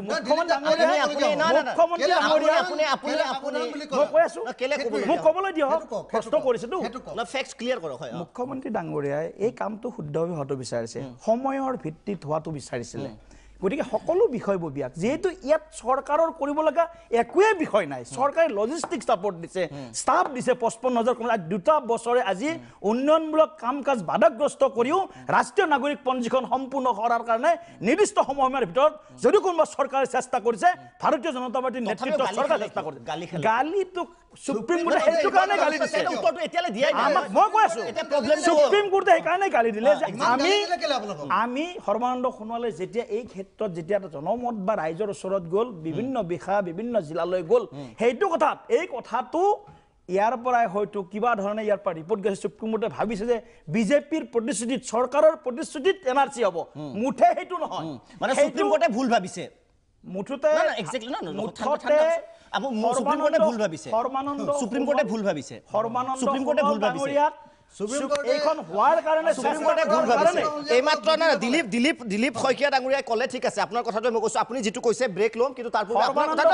শুনা আপুনি ক'লে যে সৰ্বানন্দ সোণোৱাল ডাঙৰীয়াই এনআৰসি খন বিচাৰিছে ঠিক আছে না আপোনাৰ কথাটো মই কৈছো তালি জুপলা লৈছে মনমোহন সিং নাই মনমোহন আপোনাৰ বিশ্বাস সংবাদ মাধ্যমক বিশ্বাস নকৰে আপুনি সংবাদ মাধ্যমক বিশ্বাস নকৰে আপোনাৰ মই কৈছো এক মিনিট আপোনাৰ মতে নচলিব আপুনি উত্তৰটো দিলে এতিয়ালে আপুনি উত্তৰটো এক ঠাণ্ডা হয় আপুনি কিয় তালি মাৰিব 5 মিনিট সময় দিছো শুনক তালি মাৰি উত্তৰটো কিয় নাই আপোনাৰ উত্তৰটো শুনক আপুনি অখিল হাজাৰবাৰ বিজেপি সাংসদে লোকসভাত থপৰীয়া তেতিয়া আপুনি ক'বলৈ সাহস পাইছিল নেকি টেবুলত থপৰীয়া অভদ্ৰামী নহয় টেবুলত থপৰীয়াটো হাজাৰবাৰ বিজেপি সাংসদে কৈছে লোকসভাত প্ৰতিষ্ঠিত আপুনি চাইনে না আপুনি উত্তৰ দিব নোৱাৰে আপোনাৰ প্ৰব্লেমটো কি জানে যে আপুনি উত্তৰ দিব নোৱাৰে আপুনি মাত্ৰ ক'লে বহুত কথা ক'ব পাৰে কাৰণ আপোনাৰ এংকৰিং শুনক আপুনি এংকৰিং কৰিছে তো আপোনাৰ আপুনি মাত্ৰ কি ক'লে না আপুনি মাত্ৰ কি ক'লে না কথাটো শুনক নাই কক না আপুনি ক'লে না আপুনি নুশুনে কিয় মই এটা কথা স্পষ্ট কৰিছো বিজেপি সুপ্ৰিম কোৰ্টে ভাবিছে এক মিনিট শুনক কোৰ্টে যিখিনি দায়িত্ব কেন্দ্ৰ ৰাজ্য চৰকাৰক দিছে খুব নিৰ্দিষ্ট এই দায়িত্ব চৰকাৰে পালন কৰিছে একদম স্পষ্ট মোৰ প্ৰশ্ন আপুনি ক'লে যে সুপ্ৰিম কোৰ্টে ভাবিছে শুনক দে আপোনাৰ শব্দটো মই ক'বাত হেৰফেৰ কৰিছো একদম এক্স্যাক্টলি ৰাইজে এই শব্দকেইটা শুনি আছে মোৰ শব্দ নহয় সুপ্ৰিম কোৰ্টে ভাবিছে যে চৰকাৰে ক'বাত ইণ্টাৰফাৰেন্স কৰিব পাৰে নহয় জানো কথাটো আপুনি মোৰ কথা হয় নহয় কওকচোন একদম ঠাণ্ডা কোনো প্ৰত্যুত্তৰ একদম ঠাণ্ডা মাথাই দি মোৰ প্ৰব্লেমটো ক'ত মই কিয় ইণ্টাৰফেয়াৰ কৰোঁ ৰাইজে এতিয়া বুজি পাব যে সুপ্ৰিম কোৰ্টে ভাবিছে যে চৰকাৰে ক'বাত ইণ্টাৰফেৰেন্স কৰিব পাৰে যাৰ বাবে এইখন চৰকাৰক গালি পাৰিছে সুপ্ৰিম কোৰ্টে হয়নে নহয় গালি শুনি আমি শুনিছো তিনিটা কথা কিয় নহয় এক্সেক্টলি নহয় মই ঠাণ্ডা একদম সকলোকে মনে মনে থাকিব বিচাৰো এই he and me just wait just a minute হয়নে নহয় কথাটো সুপ্ৰিম কোৰ্টে যেতিয়া গালি দিছে আমি গালি শুনিছো হয়নে নহয় আমি যদি যাবই নালাগে আমি ওচৰে চাবিব নোৱাৰো ঠিক আছে হয়নে নহয় আমি 55,000 হয়নে নহয় এক্সেক্টলি আপুনি উত্তৰটো আকৌ নিদিয়ে ৰাইজে চাই আছে আপোনাক মই কৈছো যে হয়নে নহয় কথাটো সুপ্ৰিম কোৰ্টে ভাবিছে যে আপোনালোকে ইণ্টাৰফেৰেন্স কৰিব লাগে বুলি ভাবিছে হয়নে নহয় সুপ্ৰিম কোৰ্টে কি ভাবিছে আমি নাজানো এতিয়াই ক'লে অলপ আগতে আছে সুপ্ৰিম কোৰ্টে ভাবিছে এতিয়া ক'লে সুপ্ৰিম কোৰ্টে কি ভাবিছে মই নাজানো আপোনাৰে ভাষ্য প্ৰশ্নটো উত্তৰ মই দি আছিলো আপুনি এই মাত্ৰ ক'লে সুপ্ৰিম কোৰ্টে ভাবিছে এতিয়া ভাবিছে সুপ্ৰিম কোৰ্টে কি ভাবিছে মই নাজানো মই এখানে আৰু প্ৰশ্ন মই এইটোৰ বজাৰ কোনো বিষয় নহয় এইটো প্ৰশ্ন মাননীয় অজিত এখেতে ক'লে মই এই মিনিটত পাৰ্থপতি ভাষা এখেতে ক'লে মানে এলে অকমান আগত কি কৈছিল আপুনি কথাটো শুনক মই কি উত্তৰ দিব লাগে সুপ্ৰিম কোৰ্টে ভাবিছে হাজৰিকা ডাঙৰীয়া আৰু অখিল গগৈ ডাঙৰীয়া কৈছে এনআৰসি জ্যেষ্ঠ সাংবাদিকে বিচৰা নাছিল বুলি কৈছে আসাম জীবনৰ বিচৰা সৰ্বজন আদিত্য এখেতে এই মাত্ৰ কৈছিল সৰ্বজনে কি ভাবিছে নাজানো অকমান আগতে কি কৈছিল সুপ্ৰিম কোৰ্টে ভাবিছে ৰ'ব তেখেতে বিপদত পৰিয়ে চালেবেৰে কোবাইছে এইটো গম পোৱা গ'ল এতিয়া কথাটো মই অজিতদাৰ ওচৰলৈ যোৱাৰ আগতে এটা কথা মই স্পষ্ট কৰিব খুজিছো এটা কথা মই স্পষ্ট কৰিব খুজিছো বিজেপিৰ দুমুখীয়া নীতিটোৰ এটাই মাত্ৰ বৃহৎ প্ৰমাণ অজিত ভূঞা ডাঙৰীয়া আমি সকলোৱে জানো যে যি সময়ত এনআৰচিখনৰ কাম চলি আছে সেই সময়ত বিজেপিয়ে সিটিজেনশিপ এমেণ্ডমেণ্ট বিলখন আনি অসমত জাপি দিলে গোটেই ভাৰতবৰ্ষত জাপি দিলে তেওঁলোকৰ কথাটো হ'ল কি যে হিন্দু বাংলাদেশী যিখিনি মানুহ বাহিৰৰ পৰা আহিছে তেওঁলোকে কৈছে পাৰ্চিকিউশ্যনৰ কথা তাত যিখিনি অত্যাচাৰ মানে হৈছে সেইবিলাক ইয়ালৈ ৰিফিউজি হৈ আহিছে সেই মানুহবিলাকক তেওঁলোকে ৰাখিব ইয়াতে নাই আছে কিয় সম্ভৱ নাই গোটেই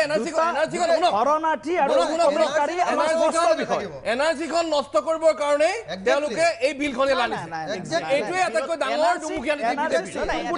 এক্সপ্লেনেশ্যন নালাগে স্থিতি নাই আমাৰ সদায় এটা স্থিতি আছে আগৰ পৰা আছে সময় আছে বিৰতিৰ পিছত আমি উভতি আহিম বিষয়সমূহ পুনৰবাৰ কৈছো যে মোৰ মুখেৰে দুটা কথা ওলাই ক'ত কেনেকুৱা দুটা কথা ওলাইছে নিশ্চয় অসমৰ ৰাইজে আৰু যদি মই ভুল তেনেহ'লে বা প্ৰাগ নিউজ ভুল তেনেহ'লে অসমৰ ৰাইজে সিদ্ধান্ত ল'ব বিৰতিৰ পিছত আমি উভতি আহিম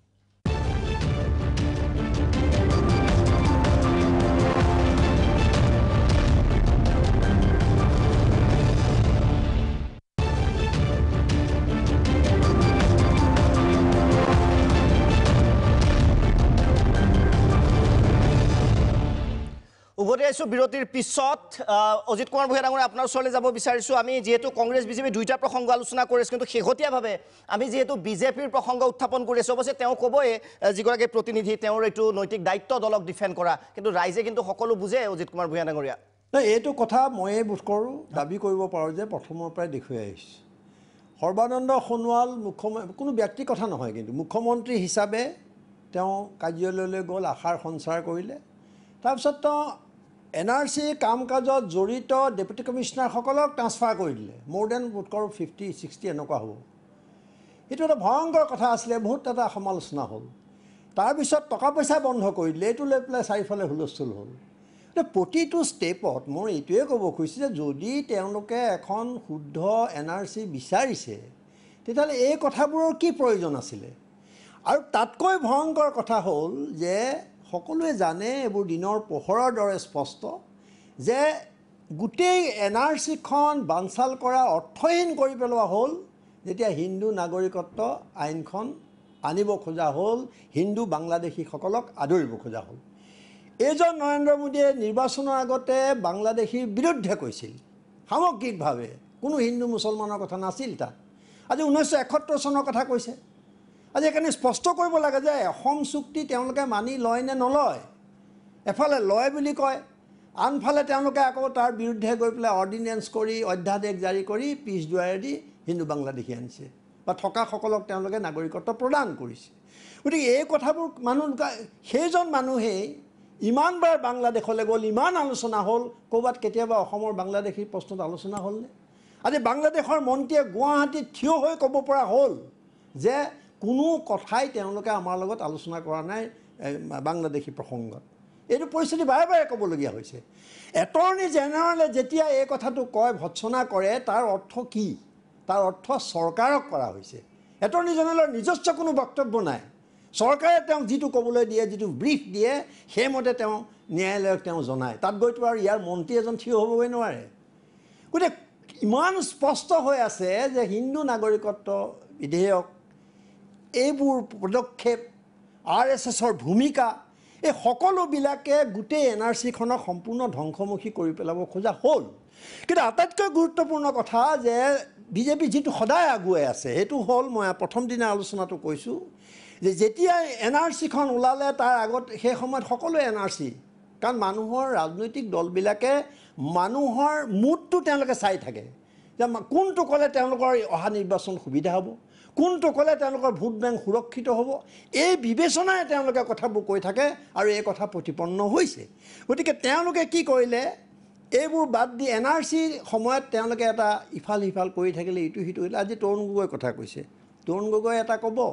আৰু ৰিপুণ বৰাই এটা ক'ব এই কথাটো আমি মানি ল'ব নোৱাৰোঁ চৰকাৰে ক'ব এটা দলে এটা ক'ব অনুমোদন নদৰিব এইবোৰ কথা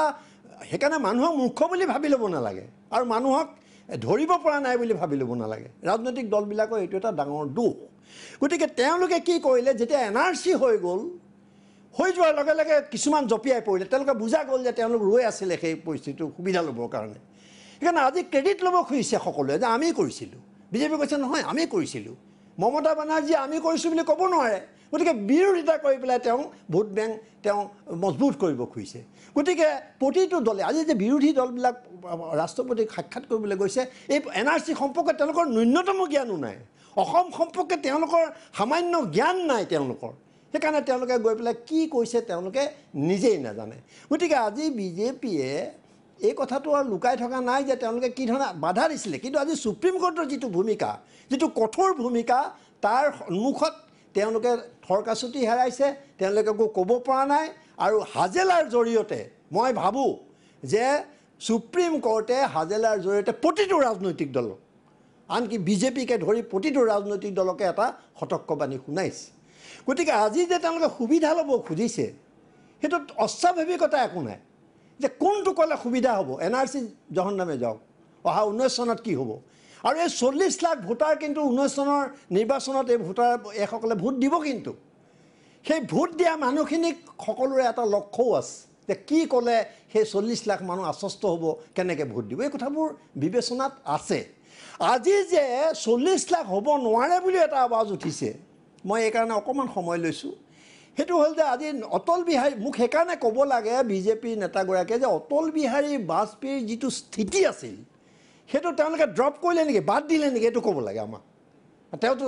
বিজেপি চৰকাৰক প্ৰতিনিধিত্ব কৰিছে চৰকাৰক নহ'লেও বিজেপি দলক প্ৰতিনিধিত্ব কৰিছে আৰু ইয়াত যেতিয়া হিমন্ত বিশ্ব শৰ্মাই ক'লে প্ৰধান মানুহ তেওঁ ক'লে সৰ্বানন্দ সোণোৱালটো মুখেৰে নামাতে এটা সুবিধাজনক স্থিতিত থাকে একো নকয় তেওঁ হিমন্ত বিশ্ব শৰ্মাই ক'লে যে NRC প্ৰকাশ পোৱাৰ পিছতহে আমি আমাৰ স্থিতি স্পষ্ট কৰিম মই যদি ভুল কৰা নাই কি অৰ্থ আছিলে তাৰ ৰঞ্জিত দাসৰ পিছদিনা ক'লে যে আমি আমাৰ স্থিতি NRCৰ লগত মুখ্যমন্ত্ৰীয়েও কৈছে হিমন্ত বিশ্ব শৰ্মায়ো কৈছে আৰু ৰঞ্জিত দাসেও কৈছে তাকে কৈছে যে NRC যিদিনা ওলাব প্ৰথমতে 30 জুলাই বুলি কৈছিলে গতিকে মই কৈছোঁ মোৰ প্ৰশ্ন হ'ল যে NRCৰ লগত হিন্দু নাগৰিকত্ব বিধেয়কখনৰ সম্পৰ্ক ক'ত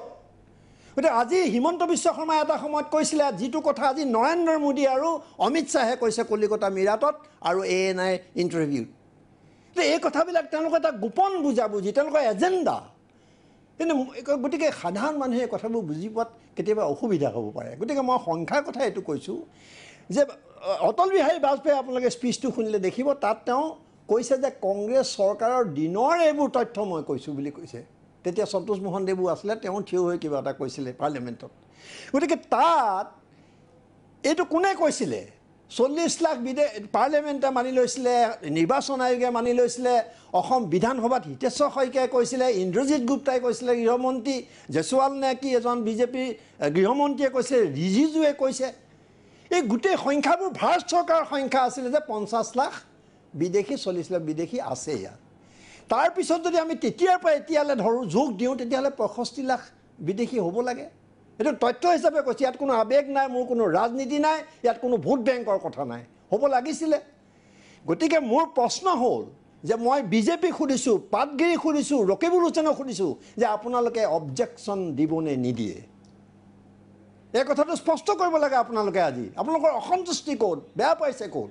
কাৰণ আকৌ প্ৰক্ৰিয়াটোতো চলিয়ে আছে গতিকে আপোনালোকে গোটেই এটা ধুৱনি কুঁৱলী পৰিৱেশৰ কিয় সৃষ্টি কৰিছে আপোনালোকে অবজেকশ্যন দিবনে নিদিয়ে এই কথাটো ৰাইজে কওক আৰু আপোনালোকে হাতে কামে একো নকৰে আপোনালোকে বিবৃতি দি গোটেই পৰিৱেশটো বিনষ্ট কৰি পেলাইছে নিশ্চয় অবজেকশ্যন দিব নাই বিৰতিৰ পিছত সুধিম কিন্তু ৰাইজক এই মুহূৰ্তত ক্ৰেডিটৰ প্ৰশ্ন চলি আছে এটাই কথা ক'ম এইখন পৃথিৱীৰ পৰা মংগলয়ান পঠালে ভাৰতবৰ্ষই পাৰমাণৱিক পৰীক্ষণো কৰিলে ভাৰতবৰ্ষই সুপ্ৰিম কোৰ্টত কেছৰ প্ৰয়োজন হোৱা নাছিল এখন সাধাৰণ ৰাজ্যত এখন নাগৰিকপঞ্জী লাগে ৰেজিষ্টাৰটো আপডেট কৰিব লাগে কোন ভাৰতীয় নহয় চিনাক্ত কৰিব লাগে তাৰ বাবে সুপ্ৰিম কোৰ্টত কেছ চলিল 8-10 বছৰৰ পিছতো সেইটো আপডেট নহ'ল আকৌ কৈছোঁ সেইখন ভাৰতবৰ্ষ য'ত পৃথিৱীৰ পৰিধি পাৰ হৈ তেওঁলোকে মংগলয়ান পঠাইছে পাৰমাণৱিক শক্তিৰ ৰূপে প্ৰতিষ্ঠা কৰিছে কিমান সদিচ্ছা আছিল বুলি ভাবে মই নকওঁ আপুনি নিজে বিচাৰ কৰিব সুপ্ৰিম কোৰ্টৰ কেছৰ পিছতো NRCখন আজিলৈ হোৱা নাই বিৰতিৰ পিছত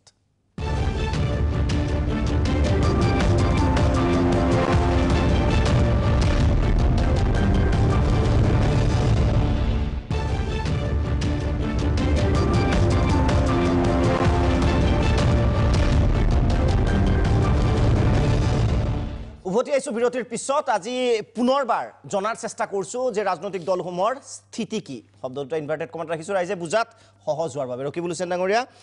অবজেকশ্যন এতিয়া যেহেতু পৰ্ব ক্লেইমছ এণ্ড অবজেকশ্যনৰ যিসকলৰ নাম নাই তেওঁলোকে ক্লেইম কৰিব কিন্তু যিসকল নাম ধৰি লোৱা হ'ল যদি বিদেশীৰ নাম অন্তৰ্ভুক্ত হৈছে সেই ক্ষেত্ৰত কংগ্ৰেছৰ ভূমিকা কি হ'ব অবজেকশ্যন দিব নাই অথৰিটিক আমাৰ কথাটো স্পষ্ট আমাৰ অখিল গগৈ ডাঙৰীয়াই যিকেইটা তাৰিখ ক'লে সেই তাৰিখকেইটা যদি আকৌ আপোনালোকে আওৰাই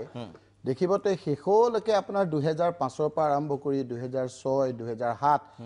2008 তাৰিখ থাকি গৈছিল বাকীখিনি মানে 2009 এমেণ্ডমেণ্ট এটা হৈছিল যেনেকৈ আমাৰ আসাম একৰ্ড হোৱাৰ পিছত আকৌ এমেণ্ডমেণ্ট কৰিবলগীয়া হৈছিলে তেনেকৈ 9/11/2009 এমেণ্ডমেণ্ট কৰিছিল সেইখিনিলৈকে কিন্তু কংগ্ৰেছে জড়িত হৈ আছিল কংগ্ৰেছে আপোনাৰ মডেলিটি ঠিক কৰিলে আজি আপোনাৰ গোটেইখিনি হৈ যোৱাৰ পিছত খালি ৰিচিপশ্যন বিয়াখনৰ চব হ'ল খোৱা বোৱাৰ দায়িত্ব লৈ পেলাই তেওঁলোকে বা বিয়াৰ পিছত সন্তানটো প্ৰভাৱ কৰাৰ লগে লগে খাবৰ সময়ত আকৌ উল্টা কৰি দিলে নহয় আপোনালোকে এইবাৰ পাৰ্লিয়ামেণ্টত যিটো বিতৰ্ক হ'ল প্ৰথম দিনা গোলাম নবী আৱাজেৰে উল্টা কৰি দিলে 1 নম্বৰ 2 নম্বৰ আপুনি সঁচাকৈ অনেষ্টলি এটা কথা কওক যে সুস্মিতা দেৱ তাৰপিছত কমলাক্ষ পুৰকাষ্ঠ তাৰপিছত আৰু অৰ্ধেন্দু দে তাৰপিছত আৰু সিজৰ বৰাকৰ আৰু আমাৰ সিদ্দিক আহমেদ এই আটাইবিলাকে অতি স্পষ্ট ভাষাৰে NRCখনৰ বিৰোধিতা কৰি আছে অতি স্পষ্ট ভাষাৰে কনে এতিয়া মই একদম কওক এতিয়া কথাটো অতি স্পষ্ট ভাষাৰে সেই কথাবিলাক যদি সত্য আমি বিৰোধিতা কৰিছোঁ অতি স্পষ্ট ভাষাৰে দ্বিতীয় কথাটো সত্যটো হয় সত্য নহয় সত্য হয় মোক ক'ব দিয়ক তাৰ আপোনালোকৰ এই কথাখিনি হোৱাৰ পাছত হয় আমাৰ কথাটো হ'ল যে আমি ভুলটো স্বীকাৰ কৰোঁ বিজেপিয়ে স্বীকাৰ নকৰে যিদিনাই আপুনি গোলাম নবী আজাদ ডাঙৰীয়াৰ কথাটো ক'লে পিছদিনাই আমাৰ ইয়াত অসম প্ৰদেশ কংগ্ৰেছৰ ফালৰ পৰা ৰিয়েক্ট কৰিছে আৰু কৈছে যে তেওঁ যিটো কৈছিল সেই কথাটো তথ্যভিত্তিক নাছিল আমি কৈছোঁ আজি অমিত শ্বাহ ডাঙৰীয়া অসম কংগ্ৰেছকে ভাল বুলি কওক দিল্লী কংগ্ৰেছটো বেয়া নহয় অসম কংগ্ৰেছে আমি ভাল দিল্লী কংগ্ৰেছ তাৰপিছত দিল্লীত কি কৰিলে শুনক দিল্লীত কি কৰিলে শুনক না দিল্লীত কি কৰিলে শুনক না প্ৰথমটো আপুনি দ্বিতীয়টোৰ পিছত ৰিপুণ বৰাৰ ভূমিকাও সন্দেহজনক ৰিপুণ বৰাৰ ভূমিকাও সন্দেহজনক গোলাম নবীৰ আৱাজেতো পুৰা NRCৰ বিৰুদ্ধে ক'লে তাৰ পিছদিনা অৱশ্যে তেওঁলোকে অলপ কাৰেক্ট কৰিছে আৰু সেইদিনা এইটো খাটাং এইটো একেবাৰে খাটাং যে কংগ্ৰেছৰ এটা বৃহৎ অংশই ইনক্লুডিং তৰুণ গগৈ ডাঙৰীয়া তেখেতে বাৰম্বাৰ এটা কথা কৈ আছে যে 2014 আৰু 2016 চনৰ ভোটাৰ তালিকাৰ ভিত্তিত তাত নাম অন্তৰ্ভুক্ত মই নাম কোট কৰি কৈছোঁ তৰুণ গগৈ ৰিপুণ বৰা সন্মানিত আমি সকলো কংগ্ৰেছে 71 চনৰ 25 মাৰ্চৰ আগত অহা লোকসকলক অন্তৰ্ভুক্তি বিচাৰোঁ আৰু তাৰ পিছত অহাখিনিক আমি ইয়াৰ পৰা যোৱাটো বিচাৰোঁ তাত ব্যক্তিগত কথা আমি কংগ্ৰেছে যিবিলাক কথা কওঁ আমাৰ একেবাৰে শীৰ্ষ আমাৰ যিখন নিৰ্ধাৰণ কমিটি আছে সেইখন হ'ল CWC ৰিজলিউশ্যনৰ ওপৰত আমি ব্যক্তিগতভাৱে কোনো কথা ক'ব নোৱাৰোঁ CWC কমিটিত ৰিজলিউশ্যন লৈছে যে 71 চনৰ 25 মাৰ্চৰ আগত অহা লোকসকলক NRCত অন্তৰ্ভুক্ত কৰিব লাগে আৰু সমভাৱে 1971 চনৰ 25 মাৰ্চৰ পিছত অহা মানুহবিলাকক বিৰোধিতা কৰিব লাগে সেইটোত আমাৰ কংগ্ৰেছৰ আমাৰ দীৰ্ঘমত ব্যক্তিগতভাৱে কোনোবাই ক'ৰবাত কিবা কৈছে সেই কথাবিলাক ৰকিবুল হুছেইনে কি কৈছে কোনো গুৰুত্ব নাই কংগ্ৰেছ দলে আমি আজি 2005 চনৰ পৰা কৰিলোঁ অখিল গগৈ ডাঙৰীয়াই বাকী কথাখিনি আপোনালোকক ডেট ৱাইজ কৈছে আজি 2013 চনৰ পিছত সুপ্ৰিম কোৰ্টৰ তত্ত্বাৱধানত কথাটো কৈছে তাৰ মাজত আমি শুনক আমিতো বাৰু আমিতো ক'লো আজি যে গোলাম নবী আজাদ ডাঙৰীয়া আমাক কৈছে আমি পিছদিনাই কৰিলো আজি অমিত শ্বাহ ডাঙৰীয়া যে কৈ দিলে 40 লাখ মানুহ ঘুষপেঠি আজি সেই কথাটো কোনো ধৰণৰ ৰিয়েকচন কৰা নাই নিশ্চয় বিৰতিৰ সময় বিৰতিৰ সময় কিন্তু অখিল গগৈ ডাঙৰীয়া যিটো কৈছে বিৰতিৰ সময় লখিমপুৰ ডাঙৰীয়া হুছেইন ডাঙৰীয়া বিৰতিৰ সময় কিন্তু অখিল গগৈ ডাঙৰীয়া যিটো কৈছে সংসদ য'ত সমগ্ৰ ইণ্টাৰনেশ্যনেল আমি যদি আন্তঃৰাষ্ট্ৰীয় বিভিন্ন সংবাদ মাধ্যমৰ য'ত নজৰ থাকে যে তাত গৈ কেনে যেতিয়া বিষয়টো গোলাম নবী আজাদ ডাঙৰীয়াই যেতিয়া ক'লে যে এই বিষয়টো খেলি মেলি হৈছে আৰু মমতা বেনাৰ্জী ক'ৰবাত নহয় ক'ৰবাত ইন্ধন পালে অসমত প্ৰতিক্ৰিয়া প্ৰকাশ কৰি কিবা বিশেষ লাভ হ'ব নেকি যিটো অখিল গগৈ ডাঙৰীয়াই যিটো কৈছে বিৰতিৰ পিছত উভতি আহিম বিৰতিৰ পিছত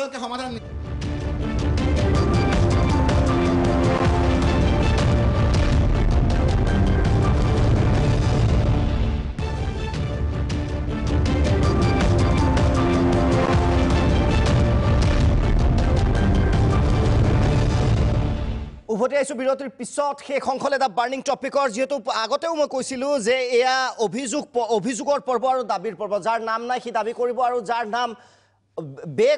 আইনীভাৱে অন্তৰ্ভুক্ত হৈছে তেওঁলোকৰ নাম কথাৰ সময় গতিকে অবজেকশ্যন কৰিব নাই ডাঙৰ প্ৰশ্ন এই মুহূৰ্তত আমি দ্য বাৰ্ণিং টপিকত যদি আপোনালোকে প্ৰমোটো চাইছিল দিনৰ পৰা কৈ আছিলোঁ যে আজি মূল বিষয়টো আচলতে অবজেকশ্যন আৰু যি ক্লেইমছ এণ্ড অবজেকশ্যনৰ ওপৰত আৰম্ভ কৰিম শেষ মন্তব্য হ'ব কাৰণ আমাৰ শেষ পাৰ্ট ৰকিবুল হুছেইন ডাঙৰীয়া আপোনাৰ পৰা আৰম্ভ কৰিছোঁ মই আটাইকেইগৰাকীয়ে মন্তব্য লওঁ অবজেকশ্যন সন্দৰ্ভত কি কয় অভিযোগ সন্দৰ্ভত আমি প্ৰদেশ কংগ্ৰেছত আমি বহিছোঁ বহি আমি এই কথাখিনি পুংখানুপুংখভাৱে আলোচনা কৰিছোঁ আৰু আমাৰ এটা স্পষ্ট নিৰ্দেশ দিয়া হৈছে যে যিমানবিলাক পঞ্চায়ত আছে অসমত সকলো পঞ্চায়ততে আমাৰ এনআৰচি সংক্ৰান্তত হেল্পলাইন আমি দিম তেওঁলোকক আমি ক্লেইম কৰিবৰ কাৰণে যিসকলৰ প্ৰকৃত ভাৰতীয় যিসকলৰ নাম কাটা গৈছে ৰুলছত আছে তেওঁলোকক আমি সহায় কৰিম ফৰ্ম ফিল আপ কৰাত তেওঁলোকক হিয়াৰিঙত সময়ত সহায় কৰিম কোনোবা সেই অঞ্চলৰ মানুহ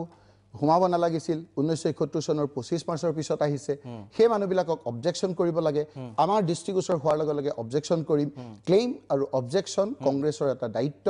আমি এই ক্ষেত্ৰত সকলো নিৰ্দেশ দিয়া হৈছে যে এই ক্ষেত্ৰত পঞ্চায়ত ভিত্তিত আমি আমাৰ কংগ্ৰেছ দল সক্ৰিয় হৈ থাকিব লাগে কোনো যাতে 71 চনৰ 25 মাৰ্চৰ পিছত অহা মানুহ অন্তৰ্ভুক্ত হ'ব নোৱাৰে আৰু কোনো যাতে জেনুইন ইণ্ডিয়ান চিটিজেন বাদ কৰিব নোৱাৰে ক্লেইমছো থাকিব অবজেকশ্যন আপোনালোকৰ ফালৰ পৰা থাকিব অবজেকশ্যন সুন্দৰ আকৌ উল্টাকে কৈছো অবজেকশ্যন অবলিক ক্লেইম নিশ্চয় আমিও নিশ্চয় নজৰ ৰাখিব লাগিব যে বিষয়টো কিমানটা ক্লেইমছ হয় কিমানটা অবজেকশ্যন হয় কংগ্ৰেছ দলৰ ফালৰ পৰা মই আহিব বিচাৰিছোঁ আপোনাৰ ওচৰত ডাঙৰীয়া শেষ মন্তব্য ক্লেইমছ এণ্ড অবজেকশ্যনত অগপৰ একেবাৰে শাখা সমিতি আঞ্চলিক সমিতি জিলা সমিতি সকলো ইনভলভ হ'ব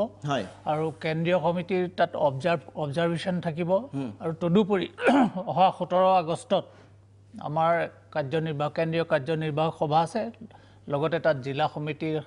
সভাপতি সাধাৰণ সম্পাদককো মতা হৈছে বিশেষকৈ এই সন্দৰ্ভত এটা সম্পূৰ্ণভাৱে গোটেই প্লেনিংটো তাত ফাইনেলাইজ কৰা হ'ব এইটো কোৰ কমিটিত ইতিমধ্যে কৰা হৈছে ফাইনেলাইজ কৰা হ'ব আৰু সেইমতে আমি আগবাঢ়ি যাম ক্লেইমছ এণ্ড অবজেকশ্যনো থাকিব দিলীপ শইকীয়া ডাঙৰীয়া আপোনাৰ ওচৰত আহিব বিচাৰিছোঁ ইতিমধ্যে ভাৰতীয় জনতা পাৰ্টীয়ে দলৰ তৃণমূল পৰ্যায়ৰ সকলো কৰ্মীক আমি নিৰ্দেশ দিছোঁ যিসকল প্ৰকৃত ভাৰতীয় নাগৰিকৰ নাম এই দ্বিতীয় খচৰাৰ পৰা বাদ পৰিছে তেওঁলোকৰ দুৱাৰ দলিত উপস্থিত হ'ব লাগে অহা 20ৰ পৰা 30 আগষ্ট আমি প্ৰত্যেক বুথত আমাৰ কাৰ্যকৰ্তাসকল যাব যাই কাৰ নাম বাদ পৰিছে কিয় বাদ পৰিছে তাৰ এটা ডায়েৰী এটা মেইনটেইন কৰিব কৰাৰ পিছত আমি তেখেতসকলক যি আইনী সাহায্য দিব লাগে প্ৰথম যিসকল প্ৰকৃত ভাৰতীয় নাগৰিকৰ নাম বাদ পৰিল তেওঁলোকক আইনী সাহায্য দি তেওঁলোকৰ নাম যাতে অন্তৰ্ভুক্ত হয় তাৰ চেষ্টা কৰিব দ্বিতীয় যিবিলাক অঞ্চলত অসমৰ ৰাইজে আজি সন্দেহ কৰিছে কিছুমান অঞ্চলত যাৰ নাম উঠিব নালাগিছিল বা যিমান পাৰ্চেণ্ট নাম কাটা যাব লাগিছিল সিমান পাৰ্চেণ্টেজ নাম কাটা নগ'ল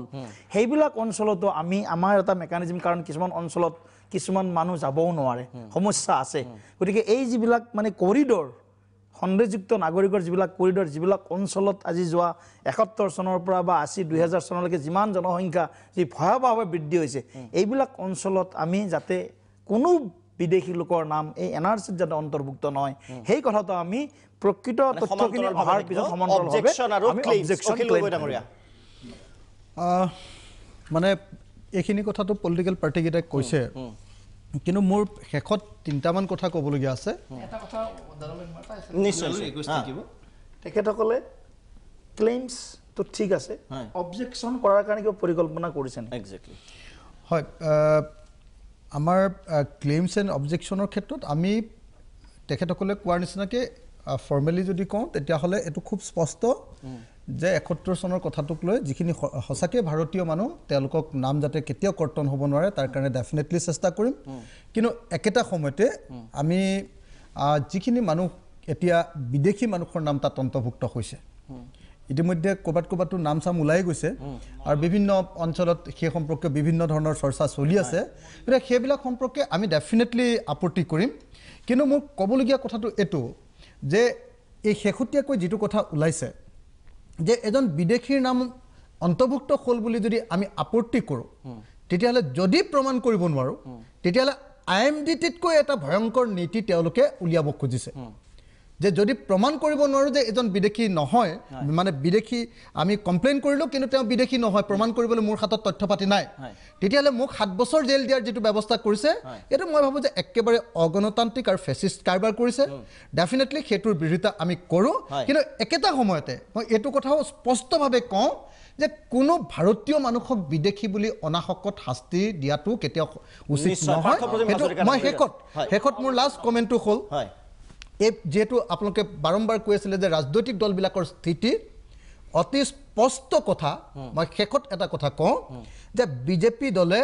NRC বিচৰা নাছিলে কংগ্ৰেছ দলেও NRCত বহুত সময়ত বাধা প্ৰদান কৰিবলৈ চেষ্টা কৰিছিল আৰু লাষ্ট কিয় নকৰিব লাষ্ট মই আপোনালোকক এইটো কথাও কওঁ অখিল গগৈ ডাঙৰীয়া ৰাজনীতি কৰিব আমি হাত পাতি বহি থাকিব লাগে মই লাষ্টৰ বাক্যটো ক'ব খুজিছোঁ তেখেতৰ নিজৰ ৰাজনীতি দল আছে নহয় অখিল গগৈ ডাঙৰীয়া ৰাজনীতি দল খুলিছে সময় যেহেতু সেই দলটোৱে মন্তব্য দিয়ক সেই দলটোৱে মন্তব্য দিয়ক কি কৰিছে তেওঁলোকে কওক শেষৰ মন্তব্য হয় লাষ্টৰ বাক্যটো হ'ল যে আটাইতকৈ আচৰিত কথা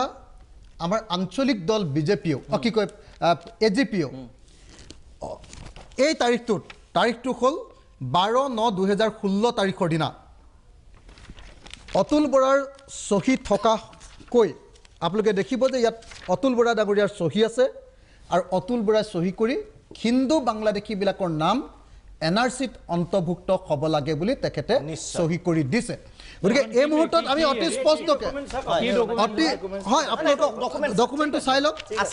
AGPক মই দি দিছোঁ ডকুমেণ্টটো চাই লওক এইটো কেবিনেট চাব কমিটি ডকুমেণ্টটো চাই লওক গতিকে এই কথাটো অতি স্পষ্ট মানে অতি স্পষ্ট হিন্দু বাংলাদেশী অসম এৰিব লাগিব মুছলমান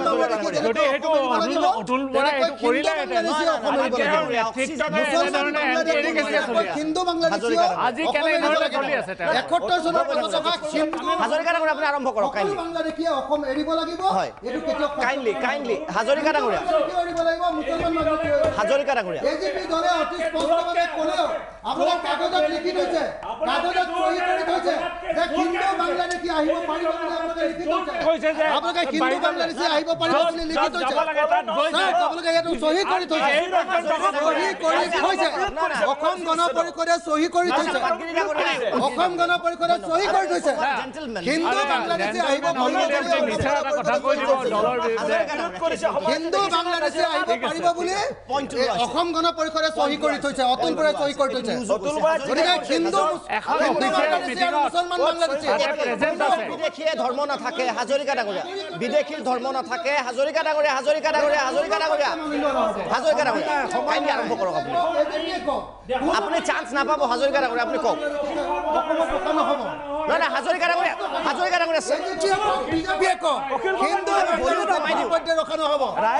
ধন্যবাদ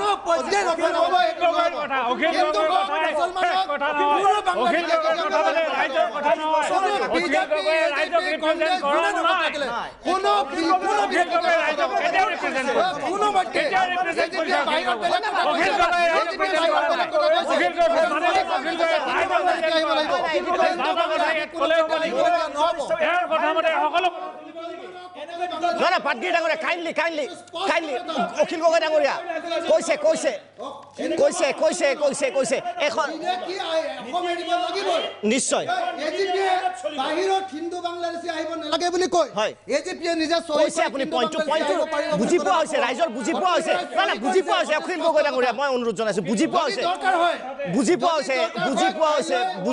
আপুনি ক'ব বিচৰা পইণ্টটো হৈছে তাৰ পিছত কোৱাৰ কি প্ৰয়োজনীয়তা আছে যদি প্ৰয়োজন হয় সংবাদমেল পাতি অতুল বৰাই সহি কৰিছে এটা আমি দি দিম কাইলৈ না হাজৰিকা ডাঙৰীয়া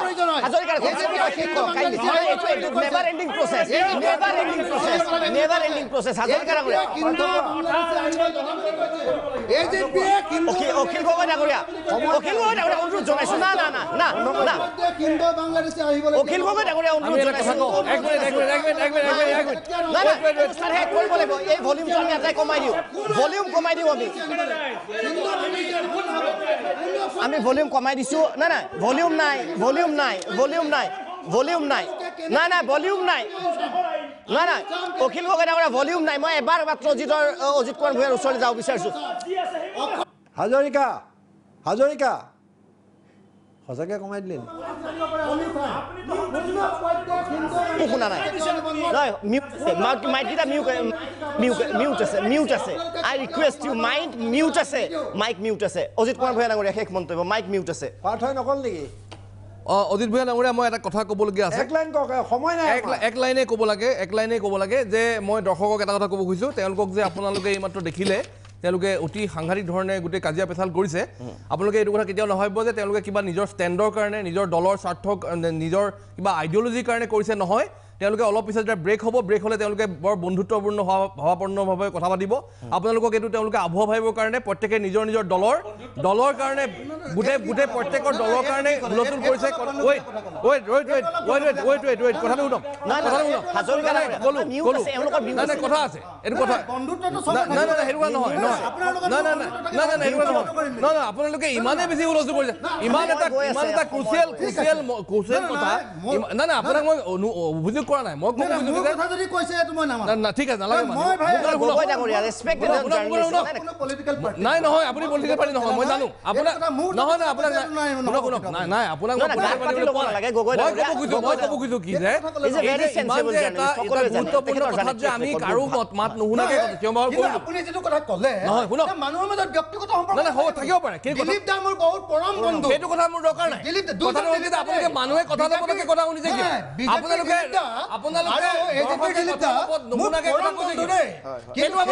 আপুনি এইটো ষ্টেণ্ড ক্লিয়াৰ নকৰিব মই ক'ব খুজিছো কি যে দৰ্শকে এটা কথা নুশুনাকে কোনো কাৰো কথা শুনা নাই সেইটো বেলেগ কথা বেলেগ কথা নহয় সেইটো আচল কথা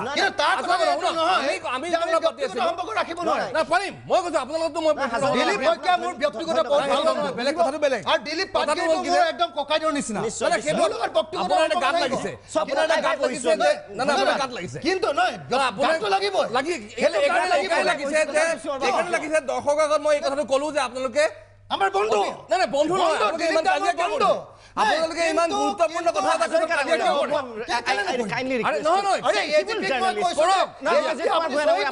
আপুনি অলপ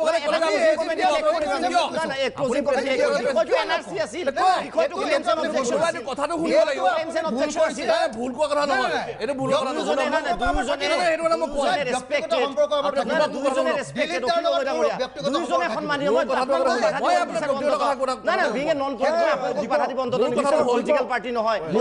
অনুৰোধ জনাইছো হাজৰিকা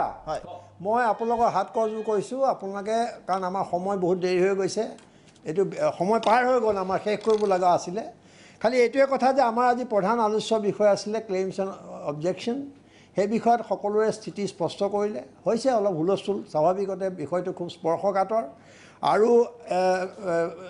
আমি খালি ৰাজনৈতিক দলবিলাকৰ কথা আৰু কামৰ মাজত এটা বিৰাট ব্যৱধান থাকে আমি সেইকাৰণে লক্ষ্য ৰাখিম সংবাদ মাধ্যম হিচাপে যে তেখেতসকলে অবজেকশ্যনৰ বেলিকা কাক লক্ষ্য কৰি লৈছে কাক তেওঁলোকে কি ধৰণে তেওঁলোকে ভূমিকাটো পালন কৰিছে সেইটোলৈ আমি লক্ষ্য ৰাখিম আৰু ৰাইজক আমি সেই কথাটো জনাম আৰু এটা গুৰুতৰ অভিযোগ যিটো উঠিছে অসম গণ পৰিষদক কেন্দ্ৰ কৰি অসম গণ পৰিষদে যথেষ্ট কঠোৰভাৱে সবলভাৱে তেওঁলোকে হিন্দু নাগৰিকত্ব বিধেয়কখনৰ বিৰোধিতা কৰিছে গতিকে যদি এই কথাটো সত্য চহী কৰিছে তেতিয়াহ'লে দিলীপ পাটগিৰিৰ জৰিয়তে মই অতুল বৰাক ক'ম যে তেওঁলোকে এই কথাটো স্পষ্ট কৰি দিয়ক আৰু এই চিঠিখন তেওঁলোকে উঠাই লওক অথবা সংবাদমেল মানি গোটেই কথাটো স্পষ্ট কৰক নিশ্চয় ধন্যবাদ জ্ঞাপন কৰিছোঁ আটাইকেইগৰাকীক শেষত ৰাইজৰ নিশ্চয় অনুষ্ঠান চালে কংগ্ৰেছে ক'লে যে ৭১ৰ পিছত অহা কোনো বিদেশীক সহ্য কৰা নহ'ব বিজেপিও ক'লে এজিপিও ক'লে এতিয়া মনত পৰিছে মাত্ৰ মই 1 মিনিট সময় ল'ম কাৰণ ৰাইজে এই বিষয়টো জনা দৰকাৰ 855গৰাকী সেই তেজুদীপ্ত ডেকালে জীৱনত বহুত সপোন থাকে যেতিয়া আমি ডেকা থাকোঁ ঘৰ হ'ব সংসাৰ হ'ব বিল্ডিং হ'ব ডাঙৰ গাড়ী হ'ব তেওঁলোকে গুলি পাতি তিলকৈ মৃত্যুমুখত সাৱটি লৈছিল কেৱল এই কথাটোৰ বাবে কিন্তু আজি দেখা গৈছিল যে সকলো একমত সকলোৱে যদি বিচাৰে যে আমি বিদেশী খেদাব বিচাৰিছোঁ 855জন শ্বহীদ আচলতে কিহৰ বাবে হৈছিল এওঁলোকে বিচাৰিছেনে মই একো নকওঁ ৰাইজে সিদ্ধান্ত ল'ব বিষয়টো যদি ইমান সৰল আছিল ৰাজনৈতিক দলসমূহ যদি ইমান একমত আছিল বিষয়টোত বিতৰ্ক সুপ্ৰিম কোৰ্টৰ কিয় প্ৰয়োজন আছিল নজৰ ৰাখিব ৰাইজে দীপক শৰ্মাই দা বাৰ্নিং টপিকৰ পৰা বিদায় লৈছোঁ ধন্যবাদ